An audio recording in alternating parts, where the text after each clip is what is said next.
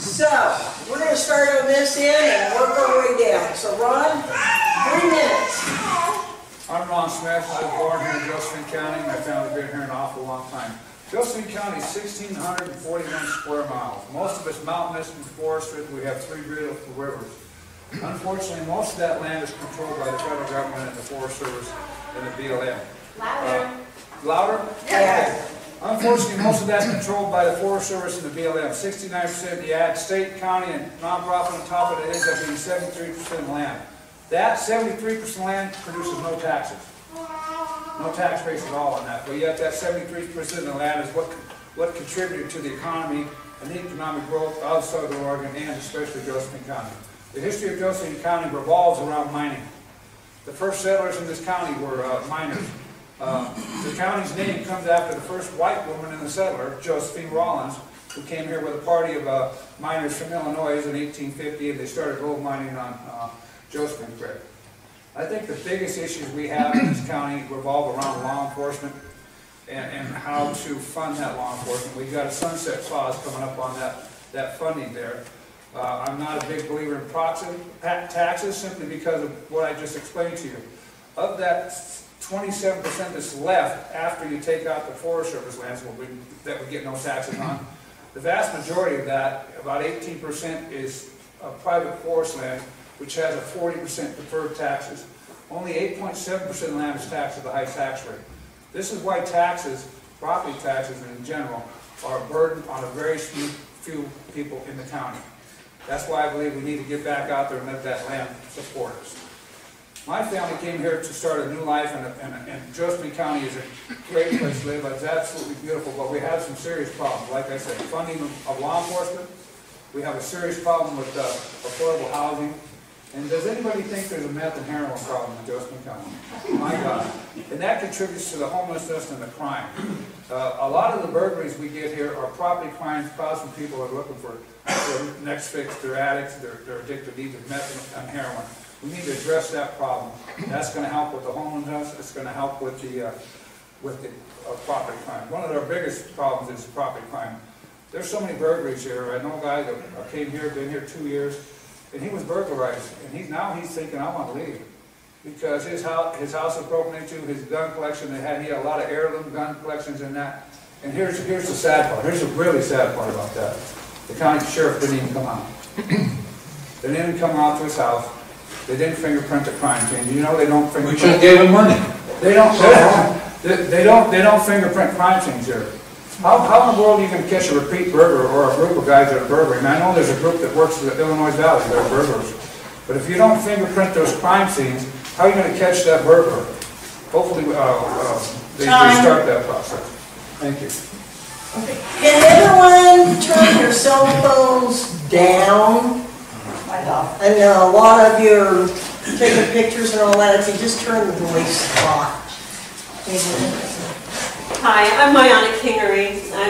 I've been in Josephine County for 4 years living here, but my great-grandparents self-settled Grants Pass. The Pruitts were very well known. My grandfather was one of the first 2 men to put a boat in the Upper Rogue River and guided Theodore Roosevelt down the road when he was just a teenager.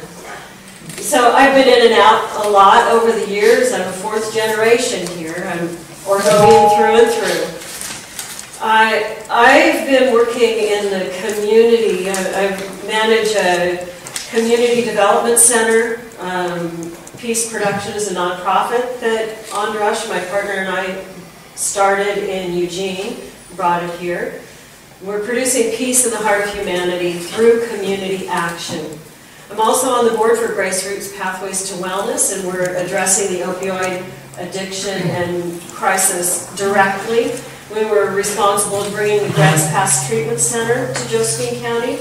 We were working on residential recovery center, a holistic residential recovery center, but the county commissioners put a kibosh to that. They want to do it their way. And so we're moving forward in a different direction. We're working next on getting a fostering home for pregnant women who are addicted to opioids, because that's the moment when they'll be most likely to make a change in their lives. I've been watching the general culture and the lack of integrity in governance in Josephine County is appalling. It's disturbing. And I feel we need to take a good hard look at who we are. What is our vision? Who are we? How do we know who we are? As a county, do we have a vision? Because if you don't have vision, the people perish, is a quote. And you know, it's important to have a vision and a future vision. Also, it takes strong leadership. I have experience leading community, leading large groups in a good direction, getting input from everybody at the table, and not having any one agenda take control of the action. There's a lot of things you can do from inside the county that you can't do from the outside. And I would be your voice. My first year in office, I'm going to listen. I'm going to be all over the county, and I'm going to be saying, what do you need? How can I support you? How can I represent you? And I'll bring all my skills and experience to the table. And I actually brought my resume. I thought you might like to look at the resume of the person that you might be hiring for this position, because this is an application process, and I have the skills and experience to really do well for Josephine County. Thank you. Can we ask our timer to give like a 20 seconds? Give me a little rabbit ears for 20 seconds, for 3 minutes. It would be helpful. In the other forums we've done, somebody gives a yellow card like 15 or 20 seconds before the end, so we know that when we've got to finish our paragraph. Okay, you want me to just raise my hand? Yeah. Okay. Great, thank you. Well, I'm Darren Fowler. I'm the mayor of Grants Pass, and I've been lived in Josephine County since I was 4 years old. My parents moved here, went to school here. Met my wife in middle school at the First Baptist Church parking lot, but she went to South and I went to North, so we ended up dating in high school, and now we've been married for 31 years. And I have 2 kids that grew up here as well, and I bought the house across the street from the one I grew up in, so I didn't get very far away from my old house. And ended up finding a trade as an electrician and starting my own business when I was 33. And that business is about 19 years old and has been successful and been very good to me. But at my age, it's a little daunting to change careers. This would be a change of career and a full-time job and a reduction in my income. But I think this county is worth fighting for. We're at a tipping point as a county. That we've got off the bottom where we've got some funding for some basic services, but we're certainly not fully funded yet. But I don't think we have to go after the property owners every time there's a need for revenue. We need to find and exhaust all the other avenues that are possible first. Like I said, I do love this community, so I've been volunteering for 10 years in local politics. I've learned about government budgeting. I've learned the ins and outs of what happens in our county and in our largest city, Grants Pass. And learned the way that it functions in Southern Oregon compared to the rest of the state. And so I look forward to continuing that fight as county commissioner. We have started a lot of battles up north and in the court system to try and get our natural resources freed back up. So, because we don't want a handout from the government, we want to work and pay taxes and get revenue that way. We saw what happened when you relied on the federal government for funding. They eventually tapered it off to nothing. And so I've been watching this community still thrive. At the same time, it's still struggling. Our kids grow up, and those that are really driven and want to have a career can't really find that here in the past. But now we're at a point where they can start finding that job and staying here. My daughter's in the medical industry, and she found a job here. My son's in law enforcement, and he found a job here, and eventually moved down to Tempe, Arizona to continue that career. But our kids no longer have to leave, because sometimes when the kids leave, then eventually the parents leave. And they chase down the grandkids, and so we get a brain drain. So I'm looking forward to watching our county fight these last few battles, get around these last few corners, and continue to be successful for local businesses and for families.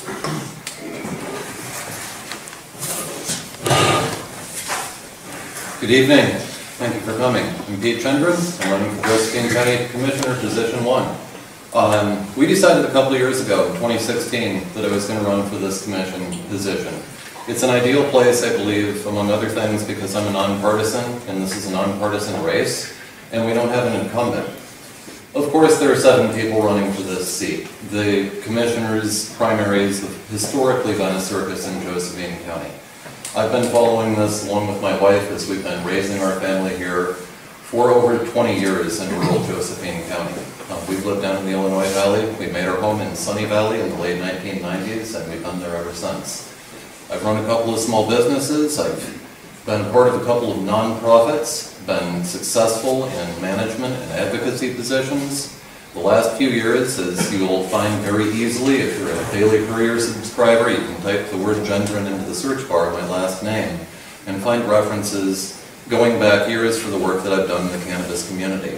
Everybody comes at political work from a specific point on the spectrum. It's their experience, it's their knowledge that brings them into the political realm because they want to do better for the community.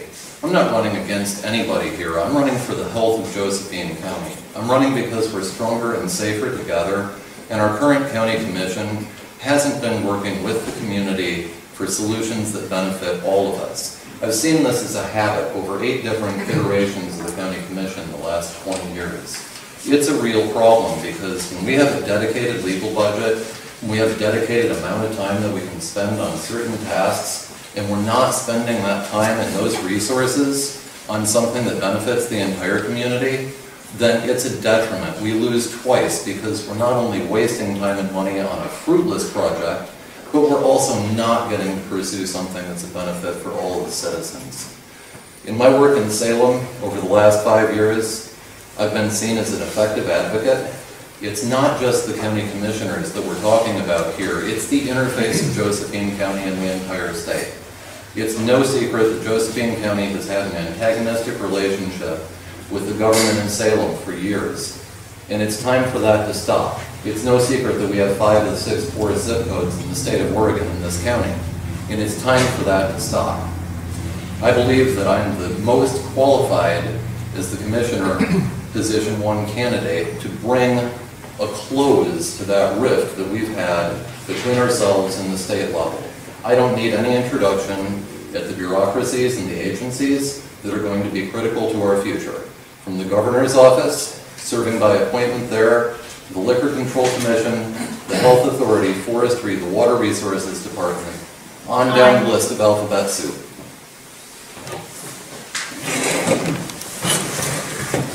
Good evening. Thank you for coming and listening to all of us. I'm Ken Hannum. I'm running for Position 1 County Commissioner. I came here in 1972 for vacation. We came back in 73 and 74, and I bought property in 74. I thought it was going to be the best place that I could retire. But when I got back to California that year, I decided that next year I shut my business down in California because I wanted to raise my kids in a different environment than down in Southern California. So we moved. We came here. I started my business, Hannum Construction. I've run it since 76 here, and it's presently, I'm still running it. I'm still working in the field, hands-on. I do all the negotiations, I do all the contracts, and I do all the payroll and everything that goes with managing a business. I did the same thing in California, and I work for the public utilities people. I have a lot of experience in the public works department, roads, pipes, all that type of thing, storm drain, and paving streets. That was my license. Here I've worked on the mills, developed homes, and done some development in housing units, not right in Grass Pass, but all the way as far as Roseburg. Did some work up there. And there's a lot of challenges in our community right now. And my time on the city council, I learned all about how the system really works. I thought I knew it when I went in, but I didn't. After about a year and a half, I really found out how things really work and what needs to be done. And you have to work together. If we don't have cooperation from the people and from the other commissioners or whatever, then we don't accomplish anything. We have to get together and not have this divide between the county and the cities. No matter what, we're talking Cave Junction, we're talking Wolf Creek, we're talking all these areas that come within the county of Josephine. So this is what we need to do. We need to think outside the box on how we're not going to tax the people, because we're at the limit right now. We have to come up with alternate ways to fund our problems, and there are ways to do it. Other communities have done it with not a per $1,000 tax rate that puts a burden on the people with fixed income or even a young family that can't stay here because we don't have enough employment. We need to work on our economy. We also need to bring our younger adults in their income levels. We need to bring them up so they can stay in our county and be an asset to us and their children after that. Thank you.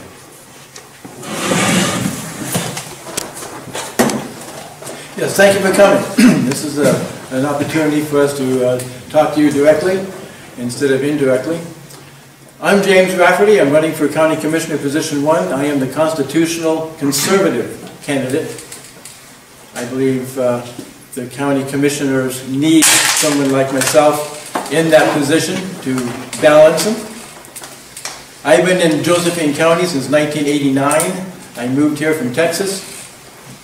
Sorry about that. But anyway, I moved here from Texas and I started a business in 1992 and been here ever since. And I'm planning on staying here. So I would like to let you know a little bit of the platform. The platform that I have is pretty simple. It's redress of grievances, citizen participation in the meetings, and justice of the peace court system. If you look more of my bio, it's on the back corner there. And I will go along with and adapt the Josephine County Charter, which is also back there. I'm going to defer the rest of my time for your questions. Thank you. Okay, we have a question. Oh, come on. Oh. I'll do it first. Should I be in the middle here or here? Wherever you want. I got a question for Mr. Hammond. Ken, you said just now that you are for lower taxes and you believe in saving people money, and I was wondering, why did you say, well, as a city councilor, that you were against the sales tax proposal because it wasn't big enough and you wanted more? You've asked me that question twice now, Mr. Ball. You never really answered it. Yes, I did. I said that if you're going to implement something, it has to be sustainable. You can't keep continuing coming back to the public to raise the sales tax. If it doesn't do the job, then we don't pass it. We don't implement it. We don't put it in.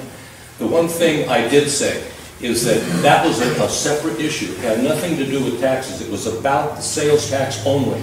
And I voted no on it, and I would not. And my reason was because it wasn't enough money to sustain itself over the long period of time that we need to do it. So, if you don't understand that, I can't help you. Well, you didn't say, you only said it wasn't big enough, because I got a video here. Okay. Next question? Yes, sir. I have a question for both Ron and Peter. Okay, so one of the things that I've watched over the last few years, and I would hope on the last commission, or the last commissioner's race, we could come to some result. We have passed a state law that legalizes cannabis. I realize there are mixed feelings on both sides. But the reality is, it is state law at this point, meaning it's a legal agricultural product. What will you do, I want Ron to answer first, to kind of fix, there's like a divide right now, a war going on between people who don't want it and people that do want it. And the reality is state law, it's not going to go away. It's foolishness to even consider that it is. So how do we come to a point where we can get everyone working together? I realize it's a property rights issue, but how do we kind of fix this stuff? I think the biggest thing is to understand what caused the problem in the first place. You're right, it's a legal problem. But what really caused the problem, the way I see it, is that there was a mass influx of out-of-state people that bought every piece of property they could, rented every piece of property they could, whether it had infrastructure or housing on or not. And those guys that are doing that like that are causing the problem. Most of the problem is illegal growth. Most of the guys that are legal here have already worked out their neighbor problem a long time ago. I don't think passing ordinances and laws that regulate private property is the answer, because it regulates every piece of property in the county, not just the marijuana growers. There's been some serious problems with it. I know of one instance where growers came from out of state, they cut a road right across people's field. They had to go spend $13,000 in court to defend themselves and give them cease and desist from using that road. I know a doctor out in Applegate has a $900,000 house. He got to grow on both sides. I don't know if they're legal or illegal, but his property value dropped $400,000. So there's problems with it, and it needs to be addressed. I think that the commissioners have gone about it wrong. I think they should have adopted something like Jackson County did right from the very get-go, and just stop any more rural residential growth, because the guys over here doing on rural residential weren't having a neighbor problem until this got legalized and all these people came into the county from out of state. I mean, I've seen Texas, New York. Have you looked around and seen the plates in this county? There are plates from all over the country. Now, the only time I ever saw that in the past was in the summer, when people were vacationing. But now, you take a look, watch your license plates. You see them from New York, Texas, Colorado. They're from all over the country. So, you know, that to me is the biggest problem. I think it needs to be addressed. I think there's other issues along with the marijuana, and there's issues with other agriculture. So I think that, but regulating private property is not my favorite thing, because today it's a marijuana grower's property, tomorrow is your property. Don't ever, be careful what you ask for when it comes to regulating private property, because it's not a good thing. Time.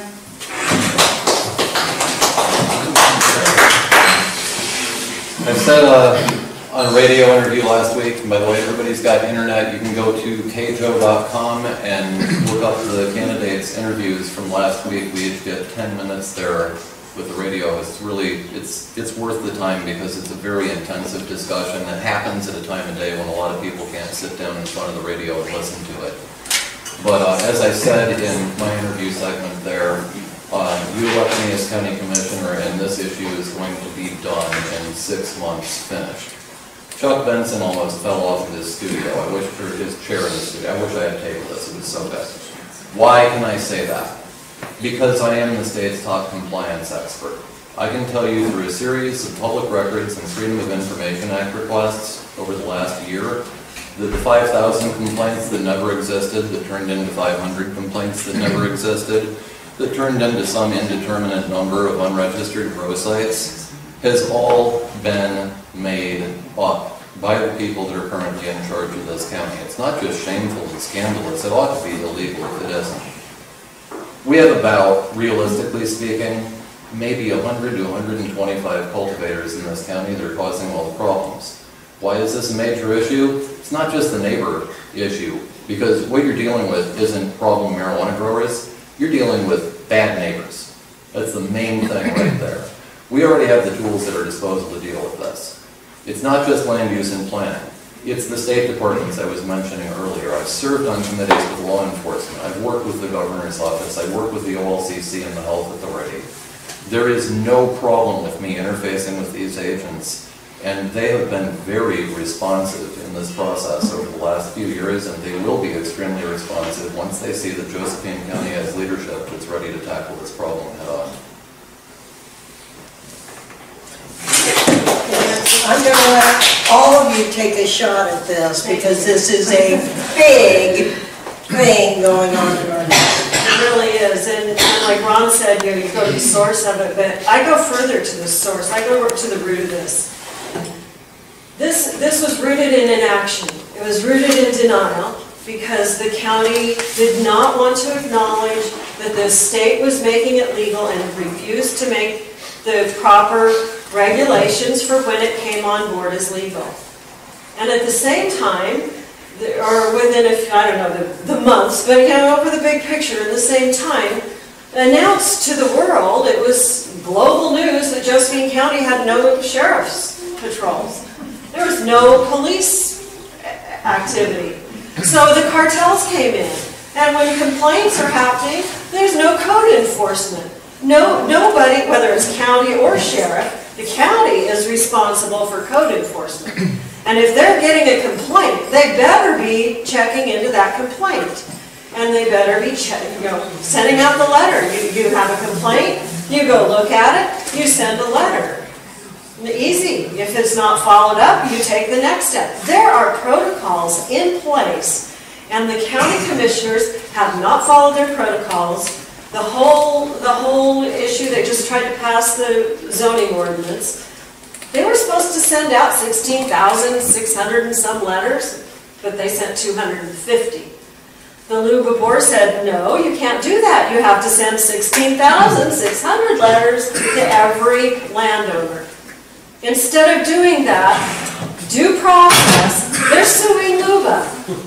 And then, to top it off, they sue the state and federal court as an arm of Attorney General Sessions, in my opinion, to try to stop the whole marijuana thing, because follow the money. The people who own the big corporate grows don't want everyday people to be able to make the money.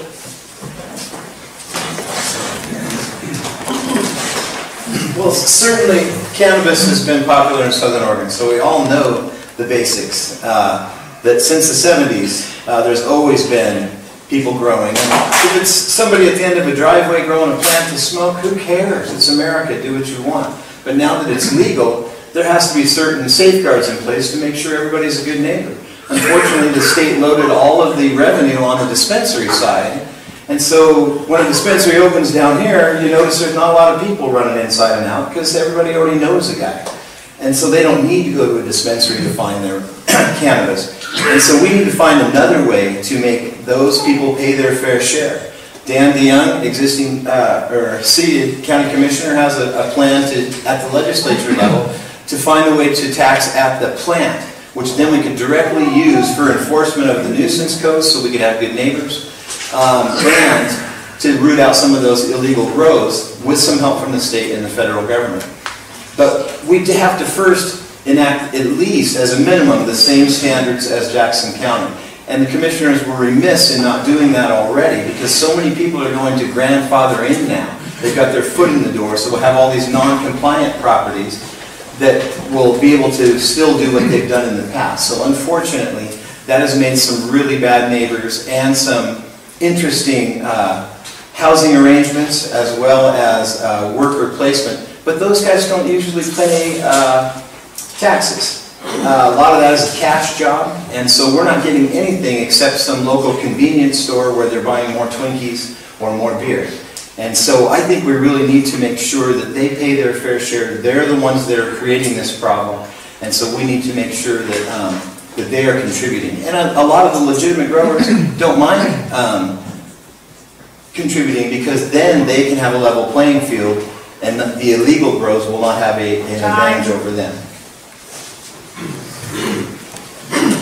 Yes, it's my turn. As you know, I did advocate against the cannabis in the general election when it was passed. But we do now have a state law, as stated earlier. We need to follow the codes that we have, or maybe even tighten them up a little bit more, so that we don't have a problem with the neighbors. We're creating neighborhood fights between the neighbors. Also, we need to have the power to be able to come down on the illegal growers that are causing some of these major problems. We have the legal and we have the illegal. So we have to find a way to remedy that. That's what the lawsuit was about, that they're talking about. Why is there a lawsuit? Why is there the 5-acre restriction? Number one, the other thing that's important on that issue is, what is the definition of rural residential? Does it mean commercial farming or commercial businesses? Because that would be the next thing that we'll fall into if we don't back up our code. Is that I had that happen one time on a project, on a piece of property I owned. The owner wanted to start a business, but it was farmland. It wasn't allowed. The county would not let me do it. So I lost the sale on the property. It was a 2-acre piece of property. And so those are the kind of things that we need to work on. And as a county commissioner, that's what I would do. Try to find a remedy so we can all live together and take care of our problems of what is being caused. If we lose any percentage of our assessed value on the properties that aren't growing, then what are we going to do? We have 58 cents right now. Will we be able to even do anything else if we lose, say, 10 or 12% of our asset on our total tax that we collect? We'll be in trouble, worse than we are now. So we have to find a resolve. Thank you. I'm curious, has your question been answered? Mine? No. Well, my question Your is question was- basically, how are we gonna work together? You know, Yeah, that's what I thought your people have question was. addressed it Yeah, that's what I different thought it was. ways. Yeah. It's just that I'm tired of seeing the fight. I don't feel like anyone's out there really championing the cause, saying, you know what, we need to work this out and work together. I see a bunch of fighting going on, that's all I see. I see us wasting nothing but time, constantly. You know, we're sitting there filing a lawsuit with the feds. That's got their 2-year minimum to do anything with. We can remedy ourselves as a community, and I'll be quiet, sorry. Thank You you. should be running.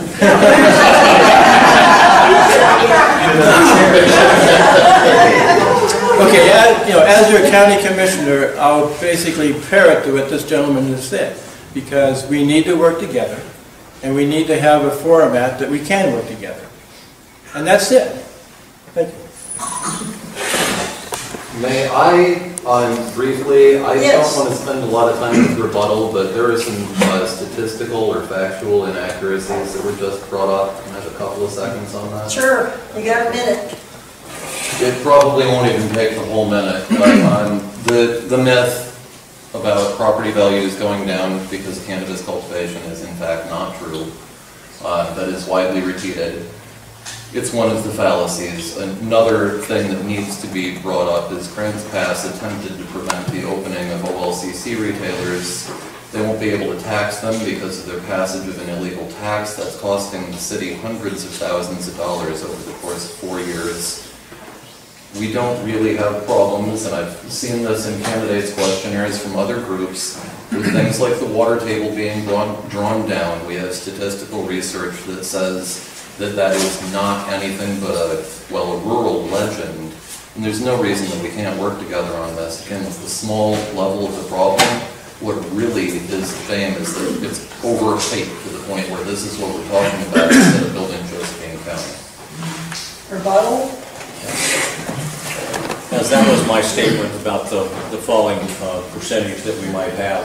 That came directly out of the Jackson County Real Estate Association, but they weren't talking about having it happen tomorrow. They were talking about having it happen over a period of 3 to 4 or 5 years, that when the property can't be sold next to you because of the grows. Nothing against the illegal people, but they stated that over a period of time that would cause it to go down, the overall asset value. And I know that it's happening because I have personal friends that have houses that are surrounded and they cannot sell their house. So it's that simple. And that's true. Okay. Mark? Yeah. First of all, thank you all for being here. This question, these two questions I have regarding cannabis and property taxes. Mr. Fowler, this is for all of you, but specifically for Mr. Fowler. Your economic plan of taxing its production level, in my belief, would be disastrous to the cannabis industry.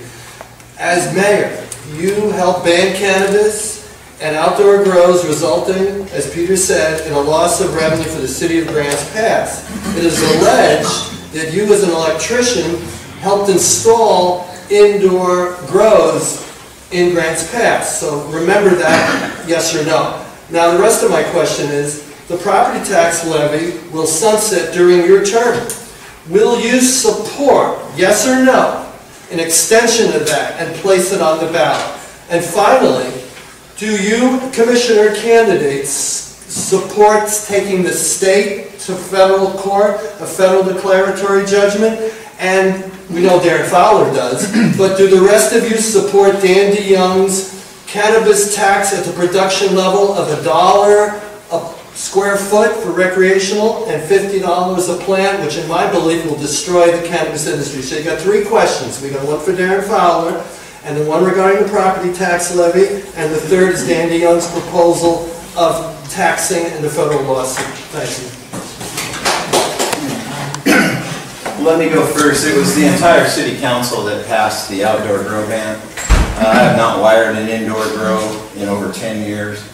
And that's not my business model. I don't have a marijuana leaf on my business card. And I haven't done any of the wiring of that. So let's put that to rest. I believe it was a quality of life issue in Grants Pass, and I'm glad that we had an outdoor grow ban because of the close proximity of the neighbors. Of course, I do think that the property tax levy that is out there now is the minimum right now, and I think something that people can live with. But we're going to decide at that time. If we found other revenue sources, and I'd love to see that go down, so that the property owners don't bear all the brunt of funding government. And I think it would be fair to find a way to tax it locally in the Dan DeYoung model or very similar, because they're running a cash crop and running it right out of here. We don't get a secondary benefit from that. And so we need to fund law enforcement and criminal justice with the people who are causing the present problem. And that would be the cannabis grows that are commercial. So I see that as the way to go. Who's going to jump on? No, I would not suggest taxing. I'm not a big tax person. I wouldn't tax the growers. The problem is going to be solved by mostly going after the illegal growers. Most of these illegal growers are causing a problem in the county. It's a legal problem. I support agriculture. I support producing from the ground. We need to produce a product here that we can sell out of the county. I would also support hemp. As far as that federal lawsuit, no. And as far as bringing a tax up on the levy, no, I would not support a tax against the people. Back to what I said before, 8.7% of the land. You're putting a burden on a lot of elderly, fixed income people, and I know a lot of them, that could not afford that extra money on taxes. All right, so property tax is not going to work. As far as suing with the federal government, I've had to fight the federal government over land use issues concerning our forests. Why would we want to invite them into our county to make decisions for us? I think it can be worked out locally here. I think we're smart enough to sit down at the table. The commissioners established a cannabis advisory board, and then they didn't listen to anything they said. What the heck? I mean, the whole point is if you work together, get the thing solved, okay? I think I think the market's going to solve this problem because it's boom and it's busted. And anybody who's in the business knows that right now, our problem in Josephine County, we overproduced. And I think that was because we had an influx of out-of-state people that just looked at it like a gold mine. I'm going to get in here, make my millions, and get out and leave the mess behind me. And I know people like that already. So, no, I would not. I absolutely do not support the lawsuit that's happening right now. And the first thing I would do if it's not dead before I get there is stop it in any way I can. I've already taken action on that. I received a scholarship to go to a candidate training in Washington, D.C., and while I was there, I took this issue to the legislation, to the people there, to let them know what was happening in Josephine County, and ask for guidance and support for moving forward. It really is, it's a follow the money issue. You know, who's making the money here? It's not. It's the people that are hurt. It's the people who were growing a little bit here and a little bit there that got smashed down. So it busted? Well, that was by design. That was not by happenstance. It was by design. And poverty is by design. And it continues to be designed into Josephine County because when you're poor, when the people are poor, they're easily controlled. And they don't rise up very strongly. So let's come together and get solutions and not tax grandma to death. So going in order on, I believe that was, I don't have anything to do with number one, and the other three questions that were asked are no, no, and give me a break. So the federal lawsuit, we should be pursuing the feds on something, but we shouldn't be pursuing them on cannabis law because that's already been settled at the state level. We've already got guidance and memos going back decades from the state and federal government, over 20 years now, that govern the way that we handle this.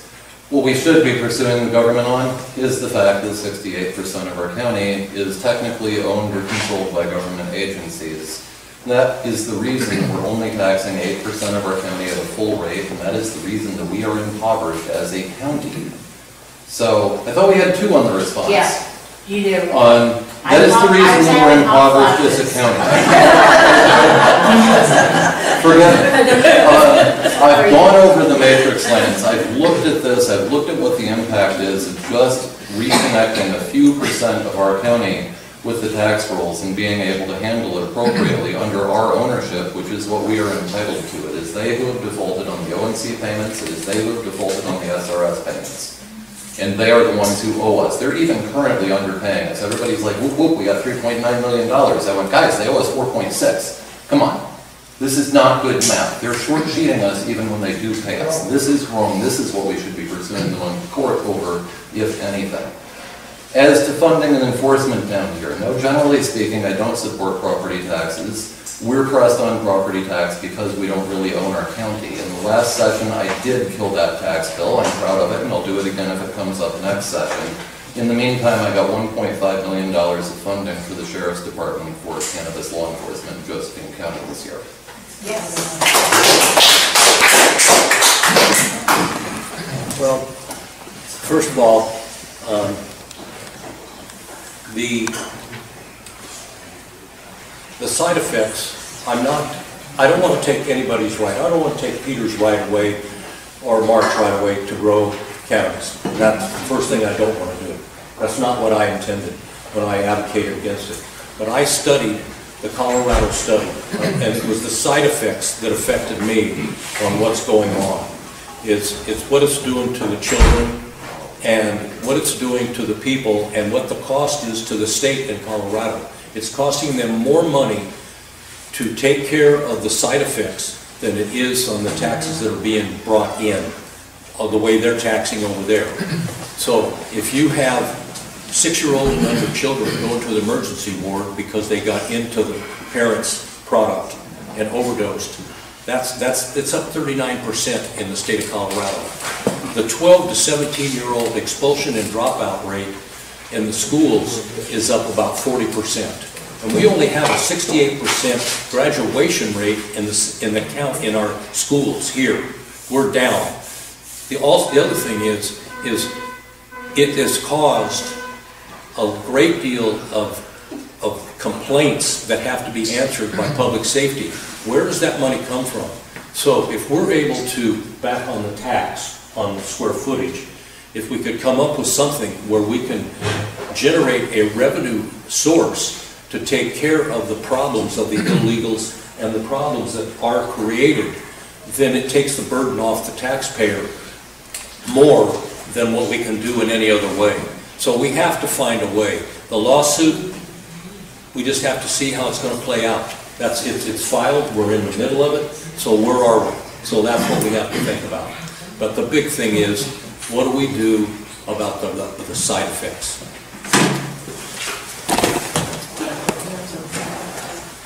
No lawsuit, and as far as taxation goes, I've always been a no tax.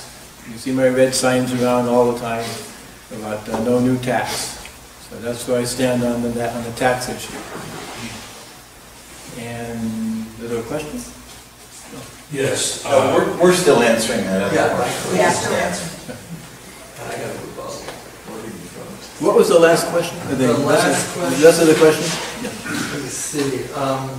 Do you support county commissioners taking the state to court? No. Do you support Dane DeYoung's cannabis tax? You already answered it. Oh, property tax levy when it sunsets? No. I have a rebuttal. Real quick. Most of you answered this question, but you didn't all answer it. Mr. Fowler, if you don't get your cannabis taxes in, will you support a tax levy? DeYoung and Morgan, when they ran for office last time, said they will not support a tax levy, and 1 month into the term, they said we didn't know. So I'm asking you, do you know enough about the county when you say I will not support a tax levy, or will you? And Mr. Hannum, you didn't answer the question if you were in favor of a lawsuit. And to correct the record, I am not a grower, I'm in the tractor business, and I make money like many people in this county, corollary businesses that will suffer with a ban. So those are the only two that really didn't answer. Well, now, let me have my 1 minute to rebut. Yeah, the property tax issue, we got to make that decision when it comes up in 4 years. I'm not going to say now, yes, I'm all for it or I'm not for it, until we find out if there's other revenue source. And besides taxing at local level, if we can't find a way to do that, then we need to fight for more of the dispensary money. They got over $60 million that first year in dispensary revenue, the state did, and we only got less than 100,000 of that as a county, whereas we are ones that are affected by the law they passed. So we need to fight for more of that money to come down here. That would keep us from having to go to the property owners or having to enact a local tax. And so, yes, I think we should have a property tax for basic services, but I don't think it has to be renewed at its present level until we know what the funding is at that point in 4 more years. Ask your question. The question is, do you support, if you're so fortunate to be elected, the property tax levy will sunset during your term. Will you vote to put it on the ballot or not? I want to clarify that. I don't want a tax at all. What I do want is a fee. Rather than a tax on the per thousand, if we do a fee, we can take the cost down, but it would be a fair fee across the board for everybody, because that would benefit, because if we raise the funds to take care of a problem, then if we, and it's been done in the city of Gresham, it was done. They were going to close fire stations. There's a template that can be used. They were going to close 2 fire stations in Gresham. They were going to lay off 85 people from the city, and they were going to close parks. But they came up with a fee, a flat fee that was straight across the board to everybody. And it generated the money, and they got 100%, they implemented, and nobody complained because it was a fair fee, not a tax. It did not go against your property. It was just a flat $7 fee. Yes, sir. Oh, no. Sir, you had a question? It's been answered. Okay, you have a question. Okay. I personally believe that if you pursue appropriating monies to take care of this problem, you're going about this in the wrong way. I think you have to deal with enforcement. How do we even know what proper enforcement costs if we never try it? So what is your plan, every candidate here, to start dealing with enforcement? Here, as an example, Deschutes County right now is asking the state for a list of legal growers so they can go after the illegal growers. The state's not giving them the list. That's a problem. In order to go after the illegal growers, you have to know who are the legal guys, the guys that are licensed. So we need to identify the ones that are not licensed, but the only way you can identify the ones that are not licensed is identify the legal growers. The state refuses to give that list. I don't know if it's because they don't have it, or they're so disorganized, or what the problem is, but that's the first step. Without knowing who's legal and who's not legal, you can't go after the illegal growers. It's pretty simple once you have that list. You can start nailing these growers that are not licensed, and it's a violation of state law, cease and desist. When you have a count in state law, seriously, the only outright use that you have on rural residential land is a residence. That's it. Any other use that you put on that rural residential land that conflicts with your neighbor, the county is required by law to go out and mitigate that. The only reason we have grows and other farmers or commercial property on rural residential is because Josephine County has allowed it. The state has allowed it. But it's not state law. It's just been allowed for a long time. You've got to go after the illegal growers, but you have to identify them. That's the hard part, Mike. How do you identify them? And the county has a list of people who've asked for permits and licenses, so that's the place to start, but it doesn't identify everybody. So you got to identify the illegal growers. It's not hard to go after them. Once you got that done, just go get them. I really believe, okay, so the sheriff's department is not fully under the county commissioners. They have their own money that the commissioners don't have authority over.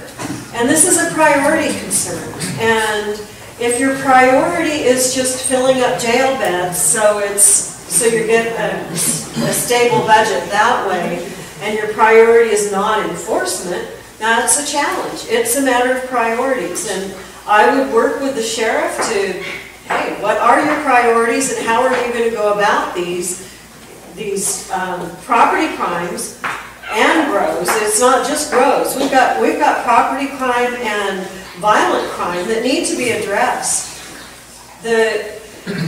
By coming together as a community with the limited funds at the county level, if you come together with leadership and design and a plan, you can bring in foundations, you can bring in nonprofits, you can bring in individuals and businesses together to create a system where we take care of each other and the sheriff can then have his piece of it.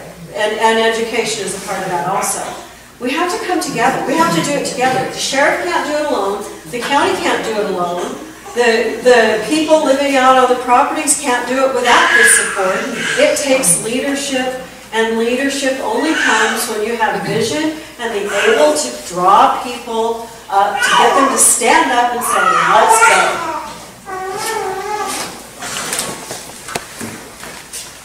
Well, my plan for enforcement is to have the community development department have more revenue so that they can fight the existing codes that are already on the books.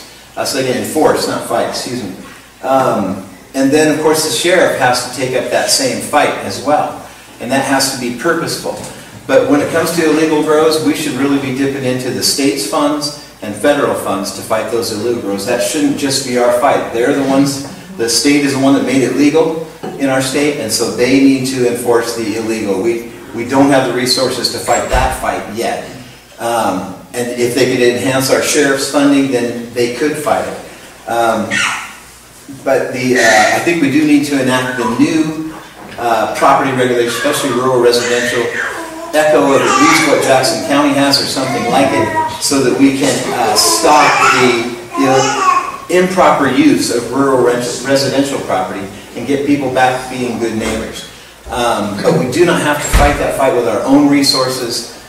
We can go to the state for a lot of that. I do think the federal lawsuit is probably the wrong tactic. I love the convenience of stay away from us if we don't like what you do, and please come help us if we ask for your help.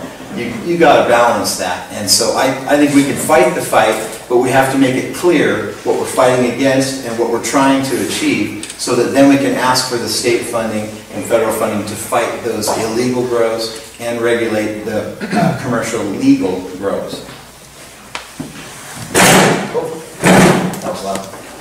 So we're already in the process of addressing the needed funding in order to maintain and really establish enforcement. When I served with the OLCC, the Licensing, Compliance, and Enforcement Committee wasn't just 3 words strung together. It was actually an order of operations. We first had to develop the regulatory structure, the licensing scheme, for an entirely new industry from scratch, being mindful of federal law. After that, we worked on the compliance side, both from inside the OLCC and with private businesses like my company, Omni-Budson Enterprises, that helps not just medical and OLCC growers, but also hemp farmers, working with the Industrial Hemp Farmers Association here in Oregon. Enforcement is the third leg. That's the one we're on.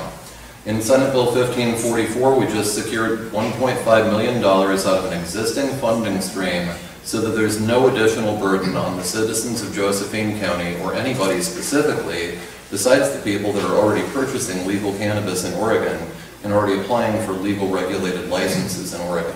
We took this as a line item out of the OLCC budget, and we're going to set that into what's called the CJC. The county will be able to apply for and receive that funding on a quarterly basis as it's allocated on an ongoing basis. There's no sunset on this yet. Also, last year, we worked to make sure to continue to contain funds in the marijuana programs that were going to be diverted for other state purposes in order to, first of all, fund those programs for enforcement, for their sustainability. Jackson County is a terrible model. Jackson County is mostly EFU land. Josephine County is mostly rural residential land. And in the order of operations, again, rural comes first, residential comes second. We treat our land differently, and what Deschutes County has attempted to do 3 times now in obtaining the medical rolls is illegal.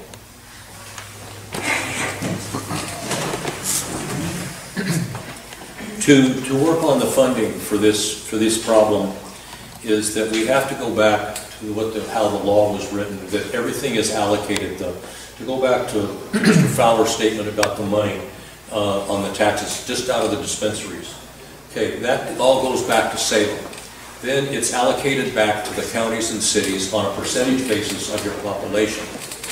There's a movement right now in the state by a large group of people, over 700, that are putting together on how to make a suggestion to the legislature to straighten out our allocations so we down in this area, we can get the things that we need, because we don't get it. And the other thing that happened is the governor wrote in her action that when we have the allocation that's allotted to us, if we had a license or a fee, we don't get any money, and this year after 17 when it started, we only get 10% of that allocation at all, because we have licenses and fees. So they want us to get rid of that, okay? But how do we know who's growing legally, who's growing illegally? You know, it's a problem that if we don't have a license, we have other businesses all have to have a license so we know who they are and where they are. Now, if that has to come off to get that tax money, part of that money that Mr. Fowler talked about, we need to get our share so we'll have a fund that we can spend on the things that we need to fight the problems. And that's the only thing that I can see, that we have to get that allocation problem settled.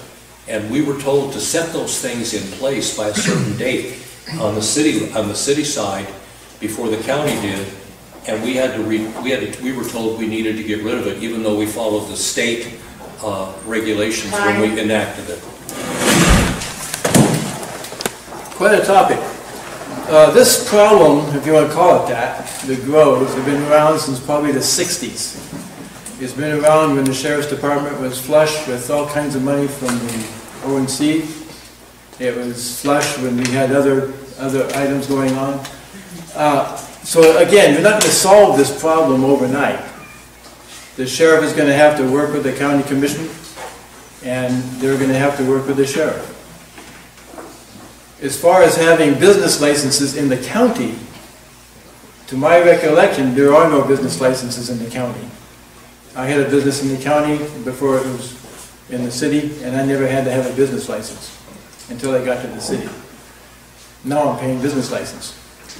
Anyway, be that as it may, no business licenses in the county, and to answer your question, it's been around for a long time, it's going to take a while to solve.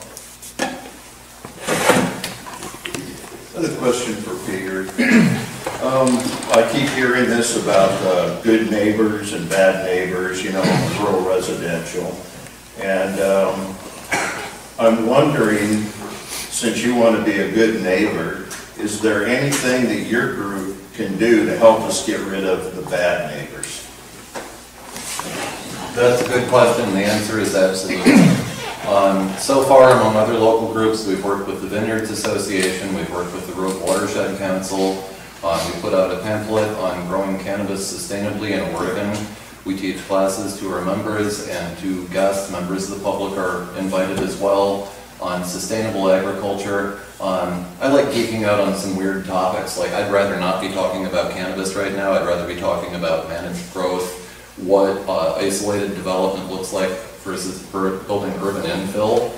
But yes, we're already working on this. My members, they're the gardeners that are using organic techniques. They're the people that are using minimal water input. That's not everybody in the state yet, but as the market has been putting prices downward on the Retailers Cannabis Association put the spot price on outdoor cannabis at $700 a pound March 31st. That is forcing people to be more responsible and utilize their resources more effectively. We're already working with law enforcement. OLCC is doubling their staff at their Medford office. They actually got a bigger office just this late winter, just a couple months ago. That also allows them room for 3 sheriff's detectives there. We already have a couple of lists of people that are allowed to cultivate. One of them is the medical list, which is protected by the state under privacy laws for medical patients. The other one is the OLCC list, which is an open list that anybody can print off a copy of. Those people have a lot of incentive to follow the rules. There are a few people that are thumbing their nose at the system. Like I said earlier, about 125 growers countywide are the ones that are causing all this commotion. And we do everything we can to educate people on how to be good neighbors. There's maybe a dozen instances of dark skies violations, but there are other violations that are going on that we already have the laws to enforce. It's just that we haven't had anybody in a position of authority that has the will to enforce them. Time. But, It was time on him, not you, sir. okay, but are you saying, as a good neighbor, I'm talking about the illegal grows, and you're in the loop. I hear the marijuana guys talking all the time about their illegal grows, so you have to know, as a good neighbor, are you willing to work with the sheriff and try to get rid of these guys? The state essentially wants an engraved invitation, and I'm willing to engrave that for them.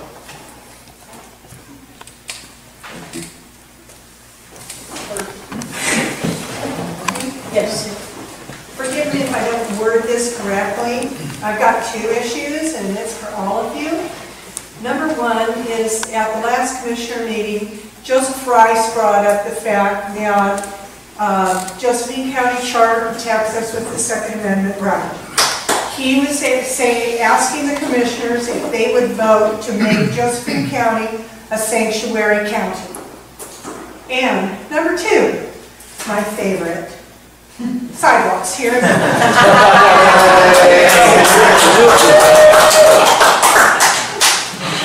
I'll start that one. I'll start with the sidewalks because I've been pretty vocal about that. I wonder, why has it been 5 years? Why have we had the money for 5 years and people are just now talking about it? Why is it being put forth now? Why is Merlin, are they considering annexing Merlin by the city? Or is Merlin going to incorporate? What happens when you have to put sewer in? You have to tear up the sidewalks to put sewer in? I mean, this is not the time to put sidewalks in. There's a lot more work that needs to happen. And yeah, there's a lot that needs to happen first. Okay, and your other question about the Second Amendment, to make this a sanctuary state? Not state. No, county. Sanctuary. Because our charter protects us already. Jim's very familiar with it. Yeah. So it already protects us somewhat, but I want to know if you would vote to make us, as a commissioner, if you would vote to make us a sanctuary county. Which would not allow ICE to come in? Is that what you're talking about? No, she's talking about guns. Guns. If the governor Sanctuary county says, for gun owners. yeah, the governor says, go pick up all of the handguns. Oh, well, I don't believe that's going to happen. Nobody's going to say, go pick up all the handguns. I don't believe that's really going to happen because we've got gun owners all throughout. I know there's a lot of talk about it. That is the question. Would you be for that? I would be for some regulation about the weapons that are only built to kill humans, the large magnum weapons that are only built for war. I don't think they need to be accessible to kids to shoot up other kids in school. I've been working with school safety for 30 years, and I support life for kids. Okay, certainly I don't think that we want to mess with the U.S. Constitution and change the gun laws. I think that easily if our governor tried to change the rules statewide, that there'd be a lot of counties, including ours, if I was elected, we would be bucking against that quickly, like the San Diego County and like a few of the cities down in the LA area are fighting. And so I would certainly fight for that right. That's a basic right that we've all understood from our childhood. So I wouldn't be any part of trying to make this a sanctuary. The sidewalks in Merlin, it wasn't 5 years ago. It was a local road, Middle Road MPO. As soon as we became a metropolitan organization from the federal level, they gerrymandered from Merlin all the way to Gold Hill to find 50,000 people to make it a metropolitan area. That funding came from the federal government and is supplemented with some state funding and a little bit of local funding for the sidewalks in Merlin. And I think the sidewalks are a good project. We don't need 6-foot bike lanes on either side. I think there should still be on-street parking. I think the sidewalks would improve the pedestrian car conflict that happens a lot during the summer when we have a lot of tourists with trailers and boats that they may have never hauled a trailer before. That we need to make sure that's friendly, but not at the cost of the local businesses. So if that project doesn't go forward in Merlin, there's other projects. There's a priority list that the MPO made, because I'm on that committee, I'm the chair of that committee, and they'll just go down to the next one, which I think is Vine and Highland, and do that one. And so we just prioritize them. If it's something that a community doesn't have an interest on, then we're not going to shove it down anybody's throat. We'll just move on to the next project on the list. And that's the way that the funding has worked on that. So I've only heard the phrase sanctuary cities and counties before previously in regard to illegal aliens. Yeah, me too. Sanctuary county for gun ownership. It would be really unfortunate if our state government decided to go that far and actually stand against the Second Amendment of the Constitution. I think it would be something to the effect of being necessary to the security of free people, the right to keep and bear arms shall not be infringed. We are working against Portland, though. I would work with our sheriff, and I would hope to God that I'm fortunate enough to have a sheriff that understands what the nature of the sheriff's job is under the Constitution, and to inform you more about where my opinion is on that, I would refer you to Dan Mack and his constitutional sheriff's pledge and classes that he teaches for sheriffs around the nation. That's my background in that area. In that sense, I'm very much a civil libertarian. 1 in over 360,000 guns that are legally held in the United States are used to commit a crime every year. That's not, the gun is not the source of the problem in that particular case. God forbid it ever comes to that. When it comes to your sidewalks, I've got one concern. Besides the fact that it took government 5 years to get around to really whacking this hornet's nest hard enough that all of the bees came out. We're going to have an issue here with safety. All of the work that I've done at the state level has been through the lens of public health and safety. That is the first and last thing that we look at for every rule that we've made and the regulations that I participated in developing an industry. Somebody's going to get pancaked out there because the average speed driving through town is 10 miles an hour above the posted speed. That's the first thing we need to address. How we're going to build for public health and safety, that's your community, it's your call. Well, first of all, I believe in the Constitution, and it's real simple. I believe in the Second Amendment. That's that simple. I would not vote for that or even try to implement anything like that as a sanctuary county. On the sidewalks, there's probably someplace in this building, there's probably a mission statement. And the first thing that usually is on a mission statement is to protect and the safety of the people, of the citizens. So with this, even though this is MPO money, so to speak, like we're talking about, where it came from and what's been allocated for us here, and it can be moved, like Mr. Fowler said, there was a mistake made. I did some research on this the last couple of days. The mistake was the public weren't in on the ground floor on this design or anything. It now has been redesigned. There is a new plan out there that's going to come forward.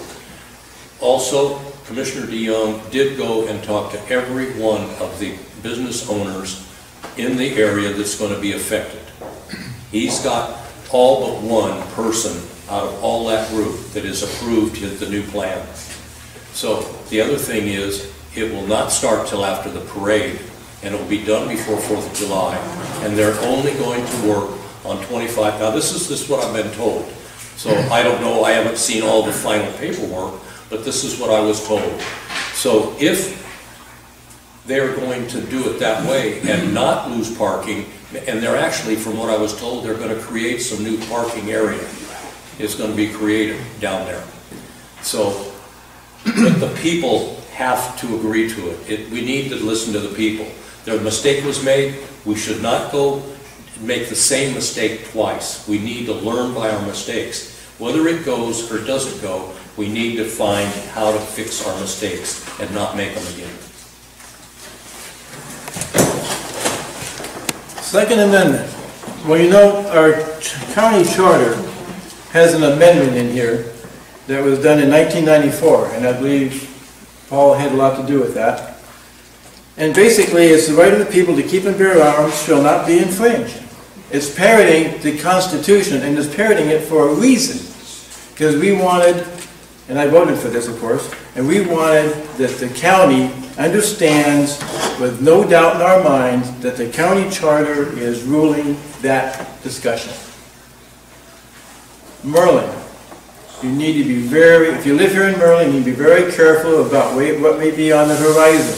What may be on the horizon is annexation or city incorporation. You have to be very careful about that. Don't let that one get to you. As far as the sidewalks go, you have to listen to the people that are involved. The businesses are involved, yes, but they may be having a little bit of a arm twisting, if you will, or some personal something to get out of it. So, no sidewalks, listen to the people, and the Second Amendment. Thank you. I would not violate the Second Amendment, and I would vote for an ordinance to preserve that amendment because it's a primary. Without the Bill of Rights, which the Second Amendment is, the Constitution is just a corporate contract to change down the government. The Bill of Rights is what's for the people. So the Bill of Rights is very important. The Second Amendment is very important. On the sidewalks, don't we have a close to $21 trillion debt in this country? And they got $600,000 to throw sidewalks in Merlin? Does anybody find that strange? I find that rather strange. So what are we trading off for that money? Are we losing local control? I think we're trading off local control. Whenever you accept a grant, there's strings attached to it. That's exactly what that is. That's a grant. So what are the strings? If you're on that board, why don't you tell us, Dale? What are the strings? It's like the city taking a HUD grant. You know, when you take a HUD grant, and Mr. Fowler probably voted for these, here's what's required. It's required that you give race, religion, country of origin, and income of every neighborhood in your community. And you have to send that back to HUD. I heard from a current commissioner that the city was struggling with that information. This is what grants are all about. Grants are to steer and control and take away local control. So for the sidewalks, no. I'm not for it. Am I for grants? No, because generally what you have to give up is local control. Those HUD grants now are sending the control for development in the city to HUD because they're going to look at these neighborhoods and say, we're not racially integrated. We're going to have to make for low-income housing there. And it hinders the development of developments because the developer knows that he's going to have to make provisions for low-income housing. So no to the sidewalks, yes for the Second Amendment. I need a minute about that. Yeah, that funding was forced on us from the federal government. They found the $50,000 to gerrymander into the MPO. And so we just made a priority list. We all voted on the priority list. And that funding, the strings are, the only strings attached are that you have to have it engineered if it's a project of that size with one of the qualified contractors from up north somewhere, which we didn't do. The plan is to use the existing curbs. That's why we picked the project, because you can use existing curbs and just put sidewalks behind it without any engineering. And so that's why that project was chosen, so that we could maximize the amount of federal funds that we're given. Now we're just playing within the game we were given. This was handed to us. You can say no, but then another community will get the money. That's very unfortunate because that's not the way we should be doing government. It's the opposite way, but we have to play within the rules of the game that we're handed. I just have one regret because I really was thrown sideways about the sanctuary county. I didn't know that was not talking about illegal aliens. You know, so yeah, I didn't understand that. While I am for safety in schools, and I think that without infringing, without the right to bear arms, without touching that, I think that there can be some discussion about what kind of arms are available. You know, there are some military weapons that people can't own. You know, they're just too dangerous to have. You know, he was talking about somebody got broken into and all their guns were stolen. You know, there are some safety measures that are important for our kids. The kids in Roseburg at the college, you know, their families would say something different. I was working after Columbine in this situation, and it's heart-wrenching. Can I respond to her real quick, Jen? Real quick, and then the lady back here with the plaid shirt, and then Bill. As far as, like, you know, you're talking about the safety of the schools and all, about a month ago I was listening to Lars Larson, and he interviewed the superintendent of Portland Schools. Thurston school shooting over 20 years ago. Money was set aside for them to work on the safety for the schools. When he was asked, what have you done? He says, well, we haven't decided what to do with the money yet. And Lars kind of goes, well, how long does it take you? And he never answered. He says, well, do you have a plan now to spend that money to protect our kids? And the superintendent still said, well, it's in the works. So I was the director of the Violence Prevention Network following Columbine. It fell on my shoulders to develop a survey of state education agencies, the whole nation, states and territories. What are your violence reporting practices in the schools? What are you doing? I developed the survey, I conducted it, I made recommendations to the Hamilton Fish Institute on school and community violence. They made recommendations to the State Department of Education. Immediately, Hamilton Fish was shut down. The CDC was told you can't study school violence because we made some simple guideline recommendations for locked doors, you know, knowing who's at the school, knowing your community, having cameras, really sensible solutions that weren't about metal detectors and making the school like a jail. But they started, instead, they shut down all of that work and started building schools with no windows. So the kids couldn't see outside and nobody could see in. You know, it's been purposefully ignored. That kind of works into my question. I'm kind of getting a sense that some of you are long-term planners and others are kind of have a handle on the immediacy of problems. And I'm wondering, we have one vote for one commissioner. How do you see your strengths as working with the other commissioners that are still in there who are kind of suing and getting sued in lawsuits? And I have this feeling that we're like, we didn't look 5 ripples beyond decisions that were made, and I'm hoping that my vote will help mitigate some of that. But how do you see yourselves working with the current commissioners? I work well with others, but if the others are violating the people's rights, I won't work well with them. So I think it's important because it takes 2 commissioners to work well. How many laws do we need? How many regulations do we need? How much more government control do we need? I think we need to stick to providing for what the people want instead of forcing what we think are regulations and laws and ordinances on the people. You got to protect the people's rights. I've been a property rights advocate for over 25 years here. I've dealt with many issues, from the Klamath farmers' water rights to opposing national monuments to rights of the miners to go out and mine the land. I've fought for rights, and I fought for your rights even though you didn't know I was doing it. Okay? I work well with others, but when the others are trying to take the rights from other people, I don't work real well with them. But I will explain why I'm not working well with them so that people understand what's going on. It's important that we have transparency in government. If they're having backroom deals, somebody needs to speak up and talk about that stuff. So I'll be that guy. I'll bring that transparency to government. And if they're violating the people's rights, I'm not going to work well with them. If we're doing something for the benefit of the people, I'll work well with them. Thank you.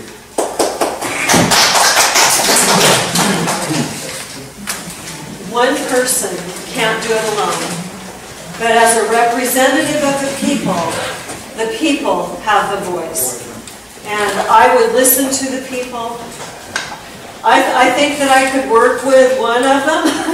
I think that we could work together. We've talked about the possibility of teamwork, which has not been the standard there. And when we come together as a people, we can say, okay, no, we're not going to stand for that action. We're not going to stand for frivolous lawsuits. We're not going to stand for wasting our precious resources, which are so small, on frivolous lawsuits that are just harming all of our residents, you know, and possibly our state and our nation, depending on how far it goes.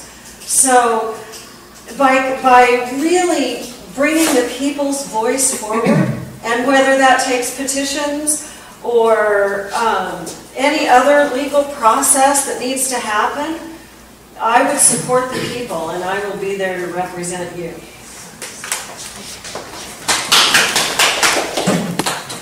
Well, you talk about short-term and long-term, and it depends on the fight.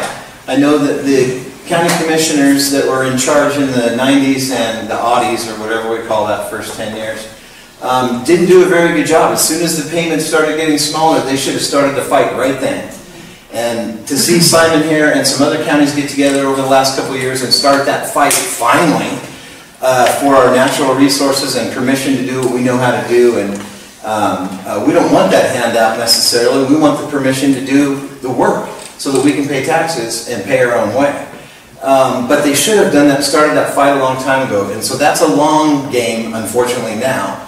But the short-term stuff, you need to understand a little more about how representative government works. People that get elected think that they've been put in charge of the county, and that's not it. It's representative government. We are in charge of getting input instead of making our own decisions. And so I want to institute some scheduled community forums in each one of our communities so that the commissioners go out and catch the input from those people. They shouldn't have to come all the way into whatever meeting at 9 a.m. that the commissioners have scheduled, but we should be out there at 6 p.m. when people have a chance to come by and tell us what they think. That's the best way, is with using that input to make the decisions on both short-term problems and long-term problems. But getting that community input is difficult, because usually you only get the people that are against something to a meeting. What we need to do is have open forums where you can determine the subject. You can tell us what you're thinking about, instead of us saying, we have one question, please answer it, and then we're going to leave. So, short-term, long-term, and working with our existing commissioners. Yes, in fact, I have a very clear track record at the state level of effectively passing legislation and, in fact, killing legislation over the last handful of years here. I have passed legislation on topics that are crucial for Oregon's development with bipartisan, bicameral support working across the aisle, and I have a substantial amount of support and respect out there already from people, whether they're working with me and completely appreciate my position on an issue, or working for a slightly different outcome. They respect the fact that I'm a strong advocate, that I'm articulate in my views, and that I have a long-term vision as well. And that is something that's come up in recent conversations. In our candidates forum last week, I was the first person to bring up the elephant in the room, which is PERS. The thing, PERS, the Public Employee Retirement System. PERS is the thing which will be the most damaging to our budget over the next handful of years. I believe I'm the only person that's running that is prepared to deal with that elephant in the room. When it comes to working with the county commissioners currently, I already do. I have in the past. I currently sit as the vice chair of the Cannabis Advisory Panel, which Lily Morgan is our commissioner's representative, and I'm ready to sit down as commissioner, deal with the departments that will be assigned to me as one of your 3 at-large commissioners, find out what their issues are and how to make them work more efficiently so that they can use your tax dollars more responsibly. We're all looking at a future where we've said that we don't want to pay more taxes, but we've also said that we want to get more services. We need to make sure that our government is accountable to budgeting first before they come to your door with their hand out, asking for more without your understanding what benefit you've gotten out of what you've already done. Back to the question, how do I get your vote? It would be, it's our job as a commissioner, whoever ends up there, to listen to you and to your friends and take those ideas to the other 2 counselors and then sit down and try to come up with a solution that all of us can live with. Not just, I hate to say it, not just you. Because the way we have our government set up, it's the majority. There's always going to be a group of the people that don't like what's going on or not happy with the way we do it. We have that in the city, we have it in the county, we have it on the state, and we have it on the federal side. Just look at what's going on. We don't want to be there. We don't want to have those type of situations in this county. We want to be together. We want to work together. We want to make this community grow. And there has to be a resolve to get rid of these animosities between the different people. We have to come up with a system that will cure the problems, but make everybody somewhat happy. Everybody get a little piece of the pie. And that would be my job, to get your vote. As commissioner, as I said earlier, you have 1 vote, you have 2 other commissioners that have their own mind. I'm going to be, hope to be elected by you to represent you. Which means I will not get along probably with the other 2 commissioners. I'm not paid to get along with them. I'll be paid to listen to what you all have to say and to then act upon what you have to say. Thank you. And I want to have a 1-minute rebuttal. Dan and Lily, the existing commissioners, were on the city council back when the recall council. We all 3 came in back then, so I've been working with them for over 10 years. But you have to work within the system. Now, they don't have the same angle that I have on certain things, nor do they utilize total public input. So I think that by doing more public forums, we can actually represent the people of the county and work together to solve some of those problems. The PERS issue is certainly one of the big ones, but I've also been working on that with 10 years with the city, and it's kind of out of your hands. The state set it all up, and it got way out of control before some people are retiring on more than they made in there. And it's finally down to, we've got 3 and now 4th tier PERS to where we're fixing that problem already. And the city had enough money to handle that problem without having to go into emergency mode to try and find the money to pay it.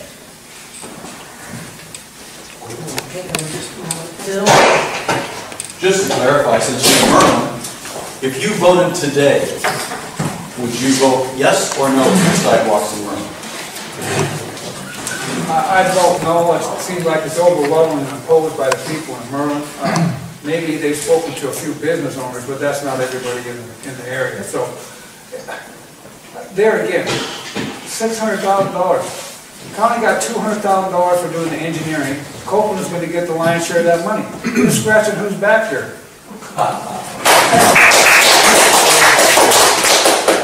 No. Yeah, I think this second round with one of the commissioners going to businesses is a great way to tackle that problem. Because you want to make sure it's fully the whole project is understood. It sounds like it wasn't unrolled very well. Yes or to no the today? Community. Yes or no today? If I had to vote today, I would probably vote for it. Yeah, you would. No. Thank you, Peter. I've only talked to actually maybe 3 people until I got here tonight on the sidewalk. And what I'm seeing now is a consensus that you don't want it. So then I would, if that's what the people are saying, then that's what as a commissioner I'd have to do. Yes or no? I don't have a choice. I'd have to vote no. Okay. You want the long answer or the short? No.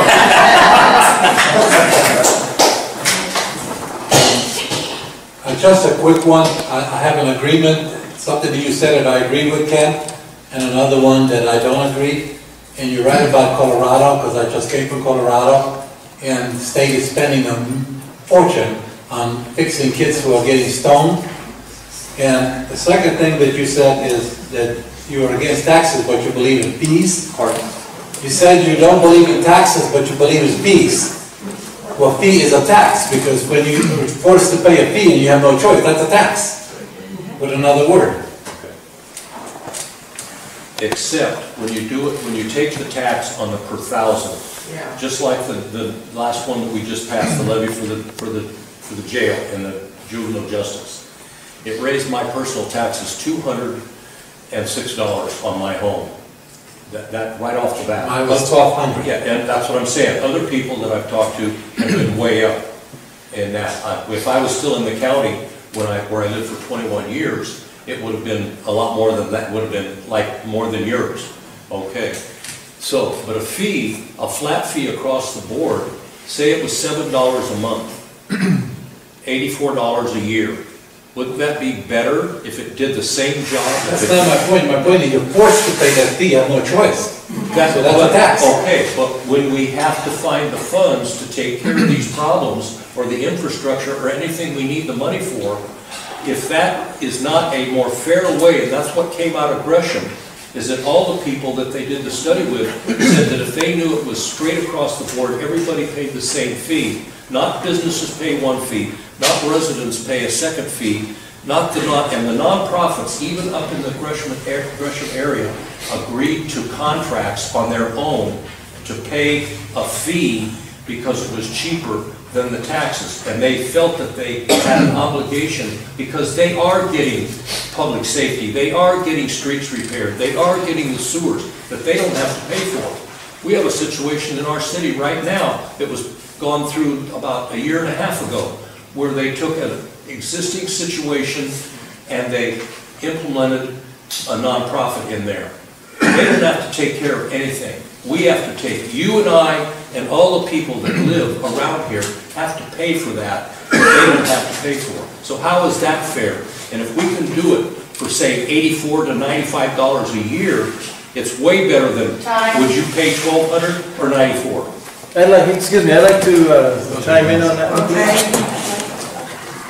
Paul's right, a fee is a tax, pure and simple. A levy is something that you vote for. Now, we're a republic and we have democratic elections. If the majority wants to tax themselves, we don't have much of a choice with that. But with a fee, you have no choice. Can I rebut? Real quick. Real quick. Okay, real simple. Okay, we could even implement then maybe a vote on a fee if it was handled correctly. So but the thing of it is, if we cut the amount of money that the homeowner or the businesses have to pay, is that not a benefit? And you get a benefit out of it. What do you get for that?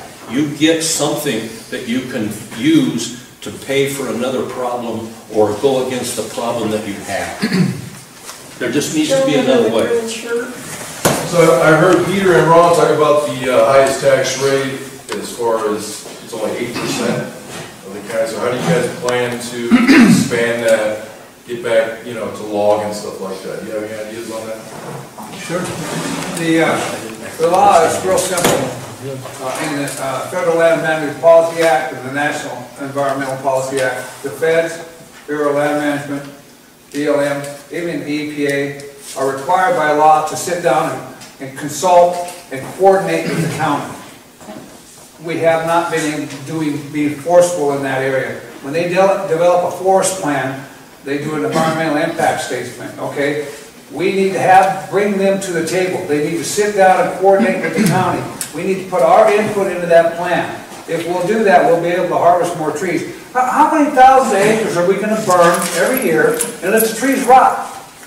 You know, the trees that were burnt in these several fires around here, we wouldn't be talking about funding for the county sheriff if we'd harvest those trees when they're burned and replant the forest. There's your answer. Look around the hills. Drive around the county and take a look at the trees, will you?